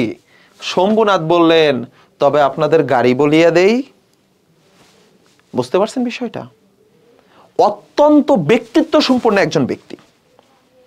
আমার কন্যার গহনা আমি চুরি করব, এমন চিন্তা যারা করতে পারে, তাদের ঘরে আমি আমার কন্যাকে বউ হিসাবে পাঠাবো না। তাদেরকে আমি খাওয়ায় টাওয়ায় বিয়ে বাড়ি থেকে বিদায় করে দেবো। এইটা হচ্ছে শম্ভুনাথ সেনের ব্যক্তিত্ব। তারপরে দেখেন কি বলতেছে। মামা বলতেছে, তা সবাই চলুন, বিয়ের আসরে চলুন, চলেন, কিন্তু আমরা তো প্রস্তুত আছি। কিন্তু শম্ভুবাবু কি বললেন, যে আপনাদের গাড়ি বলিয়া দেই। মামা আশ্চর্য হইয়া বললেন, ঠাট্টা করিতেছেন নাকি? শম্ভুবাবু বলিলেন, ঠাট্টা তো আপনিই করিয়া সারিয়েছেন, ঠাট্টার সম্পর্কটাকে স্থায়ী করিবার ইচ্ছা আমার নাই। মামা দুই চোখ এত বড় করিয়া মিলিয়া অবাক হইয়া রহিলেন। শম্ভুবাবু কহিলেন, আমার কন্যার গহনা আমি চুরি করিব, এ কথা যারা মনে করে, তাহাদের হাতে আমি কন্যা দিতে পারি না। বুঝতে পারছেন বিষয়টা? আসেন, আমাকে একটা কথা বলাও তিনি আবশ্যক বোধ করিলেন না, কারণ প্রমাণ হইয়া গেছে আমি কেহই নয়। মানে আমার মামাই সবকিছু। সে যে একটা জামাই, তার যে অনেক একটা গুরুত্বপূর্ণ দায়িত্ব ছিল, সে তো পালন করতে পারে নাই। তারপরে যা হইল সে আমি বলিতে ইচ্ছা করি না। ঝাড় লন্ডন ভাঙিয়া চুরিয়া জিনিসপত্র লইয়া লন্ডভন্ড করিয়া বরযাত্রীর দল দক্ষ যজ্ঞের পালা সারিয়া বাহির হইয়া গেল। বাড়ি ফিরিবার সময় ব্যান্ড, রসন চৌকি, কনসার্ট একসঙ্গে বাজিল না। অভ্রের ঝাড় খুলো আকাশের তারার উপর আপনাদের কর্তব্যের বরাত দেয়া কোথায় যেন মহা নির্বাণ লাভ করিল, সন্ধান পাওয়া গেল না। বাড়ির সকলে তো রাগে আগুন, কন্যার পিতার এত গুমর, কলিজে চার পোয়া হয়ে আসিল, চার পায়ে হয়ে আসিল। সকলে বলিল, দেখি মেয়ের বিয়ে ধ্যান কেমন করিয়া। হ্যাঁ, কিন্তু মেয়ের বিয়ে হইবে না, এ ভয় যার মনে নাই, তার শাস্তির উপায় কি? ব্যক্তিত্ববান সম্পূর্ণ ব্যক্তি। আচ্ছা, তারপরে আমাদের এই সমস্ত বাংলাদেশের মধ্যে আমি একমাত্র পুরুষ যাহাকে কন্যার বাপ বিবাহের আসর হইতে নিজে ফিরিয়া দিয়াছে। আরে আক্ষেপ! এত বড় সৎপাত্রের কপালে এত বড় কলঙ্কের দাগ কোন নষ্ট গ্রহ এত আলো জ্বালাইয়া বাজনা বাজাইয়া সমারোহ করিয়া আঁকিয়া দিল। বরযাত্রীরা এখানে যাত্রী হবে এই বলিয়া কপাল চাপড়াইতে লাগিল যে বিবাহ হইল না, অথচ আমাদেরকে ফাঁকি দিয়া খাওয়াইয়া দিল। হ্যাঁ, বিবাহ হইল না, আমাদেরকে ফাঁকি দিয়া খাওয়াইয়া দিল। পাক যন্ত্রটাকে সমস্ত অনুষদ্য সেখানে টান মারিয়া ফেলিয়া দিয়ে আসিতে পারলে তবে আফসোস মিটিত। বিবাহের চুক্তিভঙ্গ মানহানির দাবিতে নালিশ করিব বলিয়া মামা অত্যন্ত গোল করিয়া বেড়াইতে লাগিলেন। হিতৈষীরা বুঝাইয়া দিল, তাহা হইলে তামাশার যেটুকু বাকি আছে তাহা পুরা হইবে। বলা বাহুল্য, আমিও খুব রাগিয়াছিলাম। কোনো গতিকে শম্ভুনাথকে বিষম জব্দ করিয়া আমাদের পায়ে ধরিয়া আসিয়া পড়েন। গোফের রেখায় তা দিতে দিতে এইটাই কেবল কামনা করিতে লাগিলাম। কিন্তু এই আক্রোশের কালো রঙের স্রোতের পাশাপাশি আরেকটা স্রোত বাজিতেছিল, যেটার রং একেবারেই কালো নয়। সমস্ত মন যে সেই অপরিচিতার পানে ছুটিয়া গিয়াছিল, এখনো যে তাহাকে কিছুতেই টানিয়া ফিরাইতে পারি না। দেয়াল টুকুর আড়ালে রহিয়া গেলাম গো। কপালে তার চন্দন আঁকা, গায়ে তার লাল শাড়ি, মুখে তার লজ্জা রক্তিমা, হৃদয়ের ভিতরে যে কি যে তেমন করিয়া বলিব, আমার কল্পলোকের কল্পনা তাটি বসন্তের সমস্ত ফুলের ভার আমাকে নিবেদন করিয়া দিবার জন্য নত হইয়া পড়িয়াছিল। হাওয়া আসে, গন্ধ পাই, পাতার শব্দ শুনি, কেবল আর একটি মাত্র পা ফেলার অপেক্ষা। এমন সময় সে এক পদক্ষেপের দূরত্বটুকু এক মুহূর্তে অসীম হইয়া উঠিল। আহারে বেচারা অনুপম এবার কি করতেছে? কল্যাণীকে প্রচন্ড লেভেলের মিস করতেছে। কিন্তু মিস করে লাভ আছে? তোমার যে উচিত ছিল, তুমি একজন পুরুষ হিসেবে ওই বিবাহের আসরে তোমার মামার এই অপকর্মের বিরুদ্ধে সে যে কাজটা করতেছে সেটা তো একটা ভুল কাজ ছিল, তোমার মামার এই ভুল সিদ্ধান্তের বিরুদ্ধে ভুল কাজটাকে ধরিয়ে দেওয়া, এতবার একটা অপমান না করা। কিন্তু তুমি তো সেখানে চুপ করেছিলে। তুমি তো একটা অপদার্থ, তোমাকে দেখে কিচ্ছু হবে না। আচ্ছা, এতদিন যে প্রতি সন্ধ্যায় আমি বিনু দাদার বাড়িতে গিয়া তাকে অস্থির করিয়া তুলিয়াছিলাম, বিনু দাদার বর্ণনার ভাষা অত্যন্ত সংকীর্ণ বলিয়ায় তার প্রত্যেকটি কথা স্ফুলিঙ্গের মতো আমার মনের মাঝখানে আগুন জ্বালিয়া দিয়াছিল। বুঝিয়াছিলাম মেয়েটির রূপ বড় আশ্চর্য, কিন্তু না দেখিলাম তাহাকে চোখে, না দেখিলাম তার ছবি, সমস্তই অস্পষ্ট হইয়া রহিল। বাহিরে তো সে ধরা দিলই না, তাহাকে মনেও আনিতে পারিলাম না। এই জন্য মন সেদিনকার সেই বিবাহ সভার দেয়ালটার বাহিরে ভূতের মতো দীর্ঘ নিঃশ্বাস ফেলিয়া বেড়াইতে লাগিল। হরিশের কাছে শুনিয়াছি মেয়েটিকে আমার ফটোগ্রাফ দেখানো হইয়াছিল। মেয়েটাকে আমার ছবি দেখানো হয়েছিল। এটা কার থেকে শুনছি? হরিশের কাছ থেকে শুনছি। এটা শোনার পরে একটু চিন্তা হচ্ছে। কি চিন্তা হচ্ছে? যে আচ্ছা, আমার ছবি যেহেতু মেয়েটাকে দেখানো হয়েছে, তার মানে ও তো আমারে দেখছে, আমি ওরা না দেখলাম। ও মনে হয় আমাকে খুব মিস করে। আমার ছবিটা নিয়ে মনে হয় মাঝে মাঝে দেখা, আরে এই ছেলের সাথে আমার বিয়ে ঠিক ছিল। মানে এমনটা কে ভাবতেছে? অনুপম। আচ্ছা, পছন্দ করিয়াছে বই কিনা। বই কিনা মানে কি? মানে হয়তো পছন্দ করছে, না করিবার তো কোনো কারণ নাই। আমার মন বলে সে ছবি তার কোলে একটি বাক্সের মধ্যে লুকানো আছে। একলা ঘরে দরজা বন্ধ করিয়া এক একদিন নিরালা দুপুরবেলায় সে কি সেটি খুলিয়া দেখে না? যখন ঝুঁকিয়া পড়িয়া দেখে, তখন ছবিটির উপরে কি তার মুখের দুই ধার দিয়া এলো চুল আসিয়া পড়ে না? হঠাৎ বাহিরে কারো পায়ের শব্দ পাইলে সে কি তাড়াতাড়ি তার সুগন্ধ আঁচলের মধ্যে ছবিটিরে লুকাইয়া ফেলে না? হ্যাঁ, মানে আমি এতটাই সুন্দর যে আমার সাথে সেই মেয়ের বিয়ে ঠিক হয়েছিল। পরে আমি সেই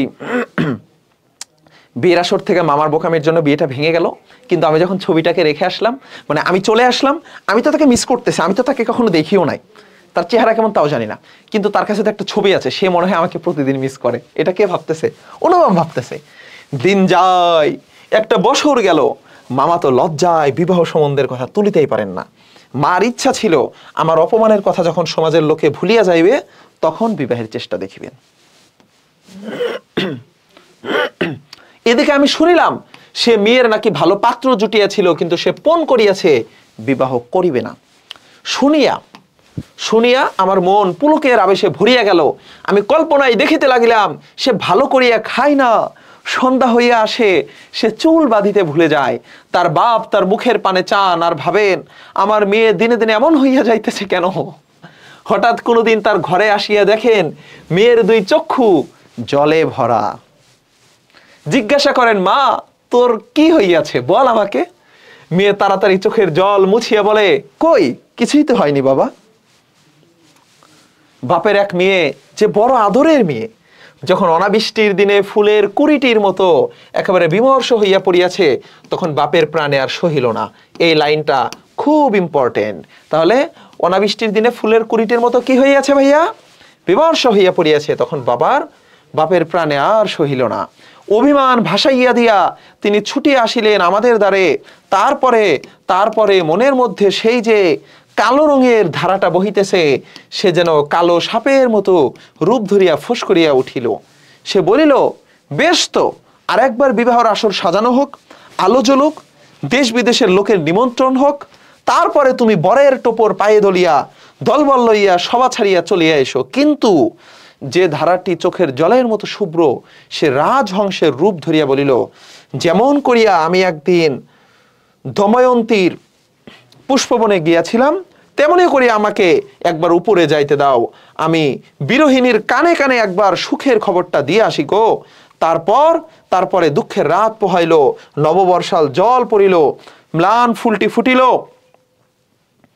এবারে সে দেয়ালটার বাহিরে রহিল সমস্ত পৃথিবীর আমরা সবাই, আর ভিতরে প্রবেশ করিল একটি মাত্র মানুষ। তারপরে আমার কথাটি ফুরালো। আচ্ছা, কিন্তু কথা এমনই করিয়া ফুরাইল না। যেখানে আসিয়া তাহা অফুরান হইয়াছে সেখানকার বিবরণ একটুখানি বলিয়া আমার এই লেখাটি শেষ করিয়া দেই। মাকে লইয়া তীর্থে যাইতেছিলাম, চলিয়াছিলাম। আমার উপরে ভার ছিল, কারণ মামা একবারও হাবড়ার পুল পার হন নাই। রেলগাড়িতে ঘুমাইতেছিলাম, ঝাঁকানি খাইতে খাইতে মাথার মধ্যে নানা প্রকার এলোমেলো স্বপ্নের ঝুমঝুমি বাজতেছিল। হঠাৎ একটা কোনো স্টেশনে জাগিয়া উঠিলাম। আলোতে অন্ধকারে মেশা সেও এক স্বপ্ন।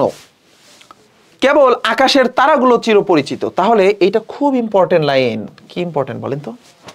যে অনুপমের নিকট চিরপরিচিত কি বলেন তো? সবাই কমেন্ট বক্সে লেখেন। যারা ক্লাসটা দেখতেছেন সবাই কমেন্ট বক্সে এখন লিখবেন। আপনি রেকর্ড ক্লাস দেখতে পারেন, কিন্তু লিখবেন, তাহলে আপনার এটা মনে থাকবে যে অনুপমের নিকট চিরপরিচিত কি? আকাশের তারাগুলো। যারা এটা ডিপলি না পড়তেছেন বা এই ক্লাসগুলো না দেখতেছেন তারা কিন্তু এগুলো ধরতে পারবেন না। প্রথম কয়েকটা লাইন ইম্পর্টেন্স দিয়ে পড়বেন। তাহলে অনুপমের নিকট চিরপরিচিত কি ভাইয়া? আকাশের তারা। আর সবই অজানা অস্পষ্ট। স্টেশনের দ্বীপ কয়টা খাড়া হইয়া দাঁড়াইয়া আলো ধরিয়া এই পৃথিবীটা যে কত অচেনা এবং যাহা চারিদিকে তাহা যে কতই বহুদূরে তাহাই দেখিয়া দিতেছে। গাড়ির মধ্যে মা ঘুমাইতেছেন, আলোর নিচে সবুজ পর্দা টানা। তরঙ্গ বাক্স জিনিসপত্র সমস্তই কে কার ঘাড়ে এলোমেলো হইয়া রহিয়াছে। তাহারা যেন স্বপ্নলোকের উলট পালট আসবাসপত্র, সবুজ প্রদেশের মিটমিটে আলোতে থাকা এবং না থাকার মাঝখানে কেমন একরকম হইয়া পড়িয়াছে। এমন সময়ে সেই অদ্ভুত পৃথিবীর অদ্ভুত রাত্রে কে বলিয়া উঠিল, শিগগির চলে আয়, এই গাড়িতে জায়গা আছে। কি বলল? সবাই লেখেন তো। শিগগির চলে আয়, এই গাড়িতে জায়গা আছে। এই গাড়িতে? হৃদয়ে? অনুপম এটাই ভাবছিল যে অনুপমের চিরজীবনের গানের ধোয়া হয়ে আছে কোনটা? জায়গা আছে হৃদয়ের। ওকে, ঠিক আছে। তারপরে আসেন। মনে হইল যেন গান শুনিলাম। বাঙালি মেয়ের গলায় বাংলা কথা যে কত মধুর, তাহা এমন করিয়া অসময়ে অজায়গায় অচমকা শুনিলে তবে সম্পূর্ণ বুঝিতে পারা যায়। কিন্তু এই গলাটিকে কেবলমাত্র মেয়ের গলা বলিয়া একটা শ্রেণীভুক্ত করিয়া দেওয়া চলে না। এ কেবল একটি মানুষের গলা শুনিলেই মন বলিয়া ওঠে, এমন তো আর শুনি নাই। আচ্ছা, তারপরে আসেন। চিরকাল গলার স্বর আমার কাছে বড় সত্য। ভাইয়া রে ভাইয়া, এটা যে কত ইম্পর্টেন্ট আমি আপনাদের বুঝাতে পারবো না। অপরিচিত গল্প থেকে শুধু 10টা লাইন মুখস্থ রাখতে হয়। এটা একটা, যে চিরকাল কি গলার স্বর আমার কাছে বড় সত্য। রূপ জিনিসটি বড় কম নয়, কিন্তু মানুষের মধ্যে যাহা অন্তরতম অনির্বচনীয় আমার কাছে মনে হয় কণ্ঠস্বর যেন তাহারই চেহারা। আজকে 2025 সালের 25শে জানুয়ারি ঢাকা বিশ্ববিদ্যালয়ের বি ইউনিটে পরীক্ষায় এই প্রশ্নটা আসছে। আমি একদম শুরুতে স্লাইডের শুরুতে এটা দিয়েছিলাম। বুঝতে পারছেন কত ইম্পর্টেন্ট? এবং এটা প্রিভিয়াস সামনের নেক্সট ইয়ারগুলোতে আসবে। আপনারা যারা সামনে চট্টগ্রাম বিশ্ববিদ্যালয়, রাজশাহী বিশ্ববিদ্যালয়, ঢাকা বিশ্ববিদ্যালয়, জাহাঙ্গীরনগর বিশ্ববিদ্যালয়, গুচ্ছভুক্ত বিশ্ববিদ্যালয়গুলোতে ভর্তি পরীক্ষা দিবেন, জগন্নাথে পরীক্ষা দিবেন, এই প্রশ্নগুলো আসবে ভাইয়া। ঠিক আছে? ওকে। আমি তাড়াতাড়ি গাড়ির জানালা খুলিয়া বাহিরে মুখ বাড়াইয়া দিলাম। কিছুই দেখিলাম না। প্ল্যাটফর্মের অন্ধকারে দাঁড়াইয়া গার্ড তাহার এক চক্ষু লণ্ঠন নাড়িয়ে দিল। এক চক্ষু লণ্ঠন কি বলছে? গার্ড কি করে দিল? এক চক্ষু লণ্ঠন। আচ্ছা, এক চক্ষু লণ্ঠনটা কি ভাইয়া? এক চক্ষু লণ্ঠনটা হচ্ছে অনেকটা হারিকেন টাইপের, হ্যাঁ, যেটা দিয়ে হচ্ছে আপনার কি করা হয়, এইখানে হচ্ছে আলো জ্বলে, এইটা দিয়ে হচ্ছে এক চক্ষু লণ্ঠন। এক পাশ দিয়ে আলোটা দেখা যায়, তিন পাশে ঢাকা। এইটা দিয়ে হচ্ছে আপনার ওই রেলগাড়িতে সংকেত দেওয়া হয়। এটা কিন্তু শব্দ অর্থে আসে। ঠিক আছে? এক চক্ষু লণ্ঠন, এই জন্য আমি এটা বলে দিলাম। এক চক্ষু লণ্ঠন নাড়াই দিল। গাড়ি চলিল। আমি জানালার কাছে বসিয়া রহিলাম। আমার চোখের সামনে কোনো একটি মূর্তি ছিল না, কিন্তু হৃদয়ের মধ্যে আমি একটি হৃদয়ের রূপ দেখিতে লাগিলাম। সেজন্য এই তারাময়ী রাত্রের মতো আবৃত করিয়া ধরে, কিন্তু তাহাকে ধরিতে পারা যায় না। ওগো সুর, অচেনা কণ্ঠের সুর, এক নিমেষে তুমি যে আমার চির পরিচয়ের আসনটির উপরে আসিয়া বসিয়াছ। কি আশ্চর্য পরিপূর্ণ তুমি! চঞ্চল কালের ক্ষুব্ধ হৃদয়ের উপরে ফুলটির মতো ফুটিয়াছ, অথচ তার ঢেউ লাগিয়া একটি পাপড়িও টলে নাই। অপরিমেয় কোমলতায় এতটুকু দাগ পড়ে নাই। গাড়ি লোহার মৃদঙ্গে তাল দিতে দিতে চলিল, আমি মনের মধ্যে গান শুনিতে শুনিতে চলিলাম। এই যে রেলগাড়িটা কি করতেছে দেখেন তো, মৃদঙ্গে তাল দিতে দিতে চলল, আর আমি কি করলাম, মনের মধ্যে গান শুনিতে শুনিতে চলিলাম। তাহার একটি মাত্র ধোঁয়া, তাহলে গানের ধোঁয়া কি ভাইয়া বলেন তো সবাই? গানের যে অংশটা একাধিকবার গাওয়া হয়। তাহলে এই যে গাড়িতে জায়গা আছে, জায়গা আছে, আপনাদের মাথায় জায়গা আছে। মাথার ভিতর যদি অপ্রয়োজনীয় জিনিস রাখেন, যারা আপনি ফেসবুক ইউজ করেন, অনেকে আছেন আপনি ফেসবুক ইউজ করেন, আপনি মানুষের কে ফুটপাতে কি বিক্রি করতেছে সেইটা দেখতেছেন, কোথাকার কোন টিকটকার কি লাইফে কি করতেছে, কতটা সফল হচ্ছে, এগুলো দেখে বেড়াচ্ছেন। মানে এগুলো দেখার জন্য তো আপনি না রে ভাই, আপনি তো নতুন কিছু পৃথিবীতে দেবেন। আপনি একজন স্টুডেন্ট, আপনি একজন শিক্ষার্থী, আপনি পৃথিবীতে একটা নব জাগরণ আনবেন, একটা রেনেসাস আনবেন। সেই জায়গা থেকে আপনি কি করেন, আপনি সোশ্যাল মিডিয়া দেখেন, আপনি ফেসবুক ইউজ করেন, আপনি ফেসবুকে ক্লাস করেন ঠিক আছে, কিন্তু ফেসবুক যেন আপনাকে ইউজ না করে, আপনি রিলস ভিডিও দেখে যেন না কাটাতে হয়। এখানে আমি কি বলেছিলাম যে যে গাড়িতে জায়গা আছে, এই কথাটা এসে আপনাদের জায়গায় নিয়ে বললাম। মানুষের ব্রেনের ভিতরে আপনাদের যে সেলগুলো আছে না ভাইয়া, এগুলোকে পিওর রাখতে হবে। আপনি যদি বিভিন্ন 14 রকমের জিনিস ফেসবুকে দেখেন, 14 রকমের টিকটকার, সমাজের নানা শ্রেণীর মানুষের জীবনযাপন, অশ্লীলতা, এগুলো মাথার ভিতর ঢুকিয়ে রাখেন মাথায়, তাহলে কিন্তু আর জায়গা পাবেন না। আপনার পড়াশোনা, বিদ্যা, জ্ঞানকে মাথার ভিতর রাখার জন্য ব্রেনটাকে ফ্রেশ রাখতে হবে। এই জন্য আমি আপনাদেরকে বিভিন্ন সময় বিভিন্ন কথাবার্তা বলবো। আচ্ছা আসেন তাহলে, অনুপম কি বলতেছিল? অনুপম বলতেছিল জায়গা আছে, এটা হচ্ছে তার কাছে গানের ধোয়ার মতো লাগতেছিল। আছে কি জায়গা? আছে কি জায়গা? যে পাওয়া যায় না, কেউ যে কাউকে চেনে না, অথচ সেই না চেনা টুকু যে কুয়াশা মাত্র, সে যে মায়া, সেটা যে ছিন্ন হইলেই যে চেনার আর অন্ত নয়। ওগো সুধাময় সুর, যে হৃদয়ের অপরূপ রূপ তুমি, সে কি আমার চিরকালের চেনা নয়? জায়গা আছে আছে, শীঘ্র আসিতে আসিতে ডাকিয়াছ, শীঘ্রই আসিয়াছি, এক নিমেষও দেরি করি নাই। রাত্রে ভালো করিয়া ঘুম হইল না, প্রায় প্রতি স্টেশনেই একবার করিয়া মুখ বাড়াইয়া দেখিলাম, ভয় হইতে লাগিল, যাহাকে দেখা হইল না সে পাশে রাত্রেই নামিয়া যায়। পরদিন সকালে একটি বড় স্টেশনে গাড়ি বদল করিতে হইবে। আমাদের ফার্স্ট ক্লাসের টিকিট, মনে আশা ছিল ভিড় হইবে না। নামিয়া দেখি প্ল্যাটফর্মে সাহিবদের আরদালি দল। এই আরদালিটা কোন ভাষার শব্দ সবাই লিখবেন? আরদালি, এটা অ্যাডমিশন টেস্টের প্রশ্ন। আরদালি, তাহলে সাহিবদের আরদালি দল, এটা কোন ভাষার শব্দ? ইংরেজি ভাষার শব্দ। আদারলি দেখেছেন আপনারা? আদারলি, OTHERLY, এই আদারলি থেকে কি এসেছে ভাইয়া? আদারলি। তাহলে এই যে আদারলি, তারপরে হচ্ছে জাদ্রেল, জাদ্রেলটাও কিন্তু জেনারেল থেকে এসেছে। এই যে জাদ্রেল আছে না ভাইয়া, জেনারেল, আমরা ইংলিশে জেনারেল বলি না, সেই জেনারেলটা কি থেকে এসেছে বলেন তো? এই যে জাদ্রেল থেকে। আমি এটা না লিখি। তাহলে আদ্রারি দল আসবাবপত্র লইয়া গাড়ির জন্য অপেক্ষা করিতেছে। কোন এক ফৌজের বড় জেনারেল সাহেব রেল ভ্রমণে বাহির হইয়াছেন। 2-3 মিনিট পরে গাড়ি আসিল। বুঝিলাম ফার্স্ট ক্লাসের আশা ত্যাগ করিতে হইবে। মাকে লইয়া কোন গাড়িতে উঠি সে এক বিষম ভাবনায় পড়িলাম। সব গাড়িতেই ভিড়, দাঁড়ে দাঁড়ে উকি মারিয়া বেড়াইতে লাগিলাম। এমন সময় সেকেন্ড ক্লাসের গাড়ি হইতে একটি মেয়ে আমার মাকে লক্ষ্য করিয়া বলিলেন, আপনারা আমাদের গাড়িতে আসুন না, এখানে জায়গা আছে। কোথায়? এইখানে? এইখানে না, কিন্তু অনুপম ভাবছে ওইখানের কথা বলছে। অনুপমের সামনে দেখবেন অনুপম বলছে আমি তো জায়গা পাইয়াছি, এইখানে জায়গা পাইলে হবে না, টেনে জায়গা আছে। আমি তো চমকে উঠিলাম, সে আশ্চর্য মধুর কণ্ঠ এবং সেই গানেরই ধোঁয়া, জায়গা আছে। গানের ধোঁয়া কোনটা? জায়গা আছে। ক্ষণমাত্র বিলম্ব না করিয়া মাকে লইয়া গাড়িতে উঠিয়া পড়িলাম। জিনিসপত্র তুলিবার প্রায় সময় ছিল না। আমার মতো অক্ষম দুনিয়ায় নাই। সেই মেয়েটিকে কুলিদের হাত হইতে তাড়াতাড়ি চলতি গাড়িতে আমাদের বিছানাপত্র টানিয়া লইল।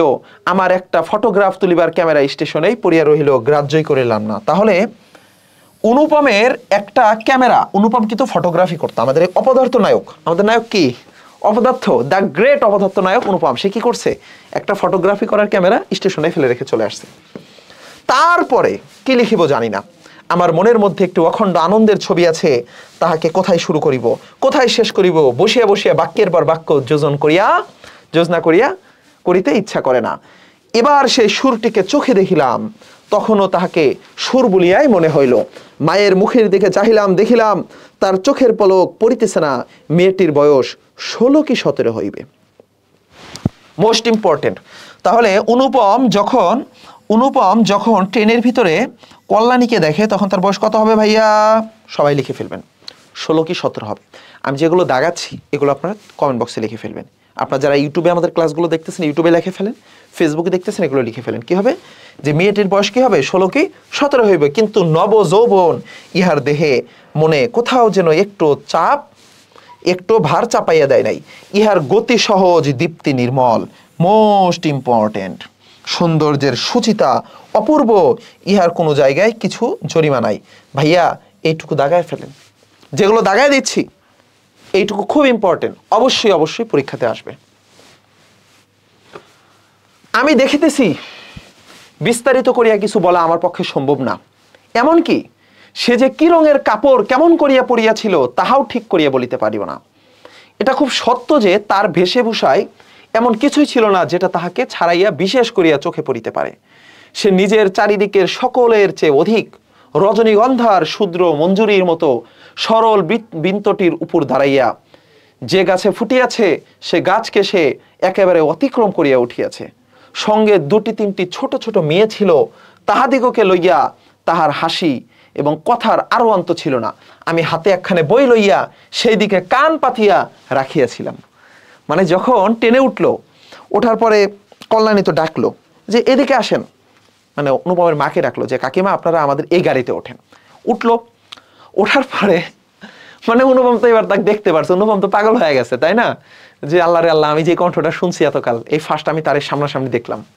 অনুপম তো ধরেন যে পুরাই শেষ, ঠিক আছে। এখন দেখে যে কল্যাণীর পাশে কি আছে, যে বর্ণনা করতেছে, দেখেন কি আছে,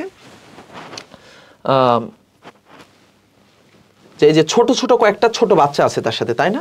এই যে 2-3টি ছোট ছোট মেয়ে ছিল, তাহাদেরকে লইয়া তাহার হাসি এবং কথার আর অন্ত ছিল না।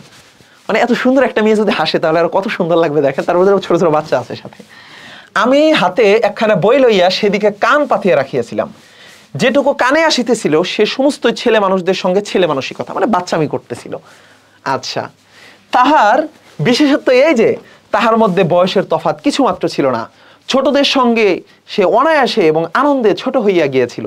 সঙ্গে কতকগুলো ছবিওয়ালা ছেলেদের গল্পের বই, তাহারই কোনো একটা বিশেষ গল্প শোনাইবার জন্য মেয়েরা তাহাকে ধরিয়া পড়িল। এ গল্প নিশ্চয় তারা 20-25 বার শুনিয়াছে। মেয়েদের কেন যে এত আগ্রহ তাহা বুঝিলাম না।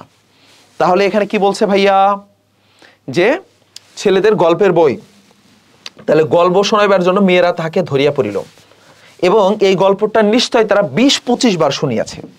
তাহলে কল্যাণী এত চমৎকার গল্প শোনাতে পারে, মানে এত সুন্দর স্টোরি টেলিং করতে পারে যে ওই বাচ্চারা বারে বারে কল্যাণীকে বলে কি যে দিদি আবার একটু শোনাও না, এত সুন্দর লাগে। তাহলে কয়বার শোনাইছে? মানে এদের ভাব দেখে মনে হলো 20-25 বার শোনাইছে। আচ্ছা, মেয়েটাকে সমস্ত শরীর মন যে একেবারে প্রাণী ভরা, তার সমস্ত চলায় বলায় স্পর্শে প্রাণ ঠিকরিয়া ওঠে। তাই মেয়েরা যখন তার মুখে গল্প শোনে তখন গল্প নয় তাহাকেই শোনে।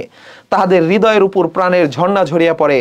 তার সেই উদ্ভাসিত প্রাণ আমার সেদিনকার সমস্ত সূর্যকিরণের সজীব করিয়া তুলিল। আমার মনে হইল আমাকে যে প্রকৃতি তাহার আকাশ দিয়া বেষ্টন করিয়াছে, সে ওই তরুণী অক্লান্ত অম্লান প্রাণের বিশ্বব্যাপী বিস্তার। পরের স্টেশনে পৌঁছিয়েছি, খাবারওয়ালাকে ডাকিয়া সে খুব খানিকটা চানা মুঠ কিনিয়া লইল। খুব ইম্পর্টেন্ট ভাইয়া। তাহলে বলেন তো কি কিনিয়াছিল? সবাই লেখেন। পরের স্টেশনে কল্যাণী কি কিনেছিল? কল্যাণী হচ্ছে ওই বাচ্চাগুলোকে খিলানোর জন্য অল্প কিছু চানামুঠ কিনেছিল এবং মেয়েদের সঙ্গে মিলিয়া নিতান্ত ছেলে মানুষদের মতো করিয়া কল হাস্য করিতে করিতে অসংকোচে খাইতে লাগিল। আমার প্রকৃতি যে জাল দেয়া বেড়া, আমি কেন বেশ সহজে হাসি মুখে মেয়েটির কাছে এই চানা এক মুঠো চাহিয়া লইতে পারিলাম না? হাত বাড়াইয়া দিয়া কেন আমার লোভ স্বীকার করিলাম না? আচ্ছা, মা ভালো লাগা এবং মন্দ লাগার মধ্যে দমনা হইয়াছিলেন। মায়ের কথা বলতেছে। গাড়িতে আমি পুরুষ মানুষ, তবু ইহার কিছু মাত্র সংকোচ নাই। বিশেষত এমন লোভীর মতো খাইতেছে, সেটা ঠিক তার পছন্দ হইতেছিল না। মানে মা তো আগের যুগের মানুষ, একটা মেয়ের বয়স 16-17, এর টেনের ভিতর বাচ্চাদেরকে নিয়ে একসাথে চানা বুট খাবে, কেমন লাগে না? মানে তারা তো সংস্কারী মা ছিলেন, আমাদের মায়েরাও কিন্তু এমন। আচ্ছা ঠিক আছে, অথচ ইহাকে বেহায়া বলেও তার ভ্রম হয় নাই। তার মনে হইল এ মেয়ের বয়স হইয়াছে কিন্তু শিক্ষা হয় নাই, মানে এখনো বাচ্চা রয়ে গেছে মেয়েটা। ওকে, মা হঠাৎ কারো সঙ্গে আলাপ করিতে পারেন না, মানুষের সঙ্গে দূরে দূরে থাকাই তার অভ্যাস। এই মেয়েটির পরিচয় লইতে তার খুব ইচ্ছা, কিন্তু স্বাভাবিক বাধা কাটাইয়া উঠিতে পারিতেছিলেন না। এমন সময়ে গাড়ি একটা বড় স্টেশনে আসিয়া থামিল। সেই জেনারেল সাহেবের একদল অনুষঙ্গী এই স্টেশন হইতে উঠিবার উদ্যোগ করিতেছে। গাড়িতে কোথাও জায়গা নাই, বারবার আমাদের গাড়ির সামনে দিয়ে তারা ঘুরিয়া গেলিল। মা তো ভয়ে আড়ষ্ট, আমিও মনের মধ্যে শান্তি পাইতেছিলাম না। গাড়ি ছাড়িবার অল্পকাল পূর্বে একজন দেশি রেলওয়ে কর্মচারী নাম লেখা দুইজন টিকিট গাড়ির দুইখানা, আচ্ছা রেলওয়ে কর্মচারীর নাম লেখা দুইখানা টিকিট গাড়ির দুই বেঞ্চের শিওরের কাছে লটকাইয়া দিয়ে আমাদের বলিল, এই গাড়ি এই দুই বেঞ্চ আগে হইতে দুই সাহেব রিজার্ভ করিয়াছেন, আপনাদিগকে অন্য গাড়িতে যাইতে হবে। আমি তো তাড়াতাড়ি ব্যস্ত হইয়া দাঁড়িয়ে উঠিলাম। মেয়েটি হিন্দিতে বলিল, তাহলে কল্যাণী কি ভাষায় বলেছিল? হিন্দি ভাষায় বলেছিল। কি বলেছিল? না, আমরা গাড়ি ছাড়িব না, আমরা গাড়ি ছাড়িব না। সে লোকটি রোগ করিয়া বলিল, না না ছাড়িয়া উপায় নাই। আচ্ছা, তারপরে দেখেন কি হয়েছে। কিন্তু মেয়েটি চলিষ্ণুতার কোনো লক্ষণ না দেখিয়া সে নামিয়া গিয়া ইংরেজ স্টেশন মাস্টারকে ডাকিয়া আনিল। সে আসে আমাকে বলিল, আমি দুঃখিত, কিন্তু শুনিয়া আমি কুলি কুলি করিয়া হাক ডাকিতে লাগিলাম। মেয়েটি উঠিয়া দুই চক্ষে অগ্নিবর্ষণ করিয়া বলিল, না, আপনি যাইতে পারিবেন না, যেমন আছেন বসিয়া থাকুন। মানে অনুপমের লাগে আফসোস হচ্ছে, তাই না? মানে অনুপমের জন্য সত্যি আফসোস হচ্ছে যে এত সাহসী বলিষ্ঠ একটা মেয়েকে তুই হারাইলি। তুই মানে কি বলবো, ওর ভাগ্যটা অনেক খারাপ। অনুপমের সাথে যদি কল্যাণীর বিয়ে হতো না, অনেক চমৎকার হতো। মানে যদি অনুপম শুধু কিছুটা একটু পুরুষ টাইপের ব্যবহার করতো ওই বিয়ের আসরে গিয়ে, অর্থাৎ সে যদি কিছুটা সাহসিকতা দেখাতো, কল্যাণীর মতো এত শিক্ষিত, এত সুশীল, এত মিষ্টি একটা মেয়ে, এবং সে কতটা সাহসী বটে, বিপ্লবী, তাই না? আচ্ছা, এ গাড়ি আগে হইতে রিজার্ভ করা একথা মিথ্যা কথা। তাহলে এটা কে বললো? কল্যাণী কি বলেছিল যে গাড়ি আগে হইতে রিজার্ভ কথা, একথা মিথ্যা কথা? এটা কার বক্তব্য ভাইয়া? এইটা স্টেশন মাস্টারকে ইংরেজিতে বলিল। তাহলে স্টেশন মাস্টারকে বলেছিল ইংরেজিতে যে গাড়ি আগে হইতে রিজার্ভ করা এটা মিথ্যা কথা। আর আগের পেজে দেখেন ভাইয়া, আগের পেজে কি বলেছিল? হিন্দিতে বলেছিল আমরা গাড়ি ছাড়িব না। দুটোই কিন্তু কল্যাণীর বক্তব্য। তাহলে হিন্দিতে বলেছিল আমরা গাড়ি ছাড়িব না, আর ইংরেজিতে কি বলেছিল? এ গাড়ি আগে হইতে রিজার্ভ করা একথা মিথ্যা কথা কল্যাণী বলেছিল। তারপরে কল্যাণী কিন্তু অনেক শিক্ষিত, বলিয়া নাম লেখার টিকিটটি খুলিয়া প্ল্যাটফর্মে ছুঁড়িয়া ফেলিয়া দিল। ইতিমধ্যে আরদালি সমেত ইউনিফর্ম পরা সাহেব দ্বারের কাছে, দ্বার মানে দরজা, আসিয়া দাঁড়াইয়াছে। গাড়িতে সে তার আশবাস উঠাইবার জন্য আরদালিকে প্রথমে ইশারা করিয়াছিলেন। তাহার পরে মেয়েটির মুখের দিকে তাকাইয়া তার কথা শুনিয়া ভাব দেখিয়া স্টেশন মাস্টারকে একটু স্পর্শ করিল এবং তাহাকে আড়ালে লইয়া গিয়া কি কথা হইল জানি না। দেখা গেল গাড়ি ছাড়িবার সময় অতীত হইলেও আর একটা গাড়ি জুড়িয়া তবে ট্রেন ছাড়িল। মেয়েটি তার দলবল লইয়া আবার এক পত্তন চানাবুট খাইতে শুরু করিল। তাহলে কতটুকু চানাবুট খেয়েছিল ভাইয়া? এক পত্তন চানাবুট খেয়েছিল। ওকে, তারপরে আসেন। আর আমি লজ্জায় জানালার বাহিরে মুখ বাড়াইয়া প্রকৃতির শোভা দেখিতে লাগিলাম। বুঝতে পারছেন কে? আমি না, অনুপম। আচ্ছা, মানে এটা উত্তম পুরুষ এর জমানিতে লেখা। তাহলে এটা কিন্তু পরীক্ষায় আসে যে অপরিচিত গল্পটি, এই বয়ানটা সম্পর্কে আসে, অপরিচিত গল্পটি হচ্ছে কোন পুরুষের জবানিতে লেখা? উত্তম পুরুষের জবানিতে লেখা। এই জন্য বারে বারে আমি বলতে হচ্ছে, কিন্তু আমি কিন্তু অনুপম না। আচ্ছা দেখেন, কানপুরে গাড়ি আসিয়া থামিল। মেয়েটি জিনিসপত্র বাঁধিয়া প্রস্তুত।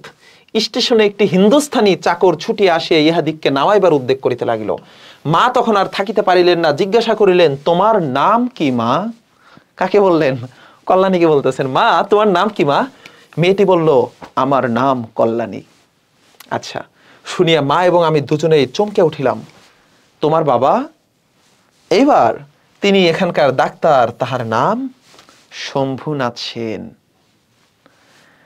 অনুপমের শরীরের লোমগুলো দাঁড়িয়ে গেল, হাই হাই, এই মেয়ের সাথে আমার বিয়ে ঠিক হয়েছিল। আচ্ছা, এই ফার্স্ট দেখা হলো ওদের সামনাসামনি। তারপরেই সবাই নামিয়া গেল।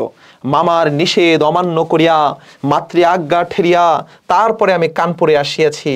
কল্যাণীর বাপ এবং কল্যাণীর সঙ্গে দেখা হইয়াছে, হাত জোর করিয়াছি, মাথা হেট করিয়াছি, শম্ভুনাথ বাবুর হৃদয় গলিয়াছে। কল্যাণী বলে, আমি বিবাহ করিব না।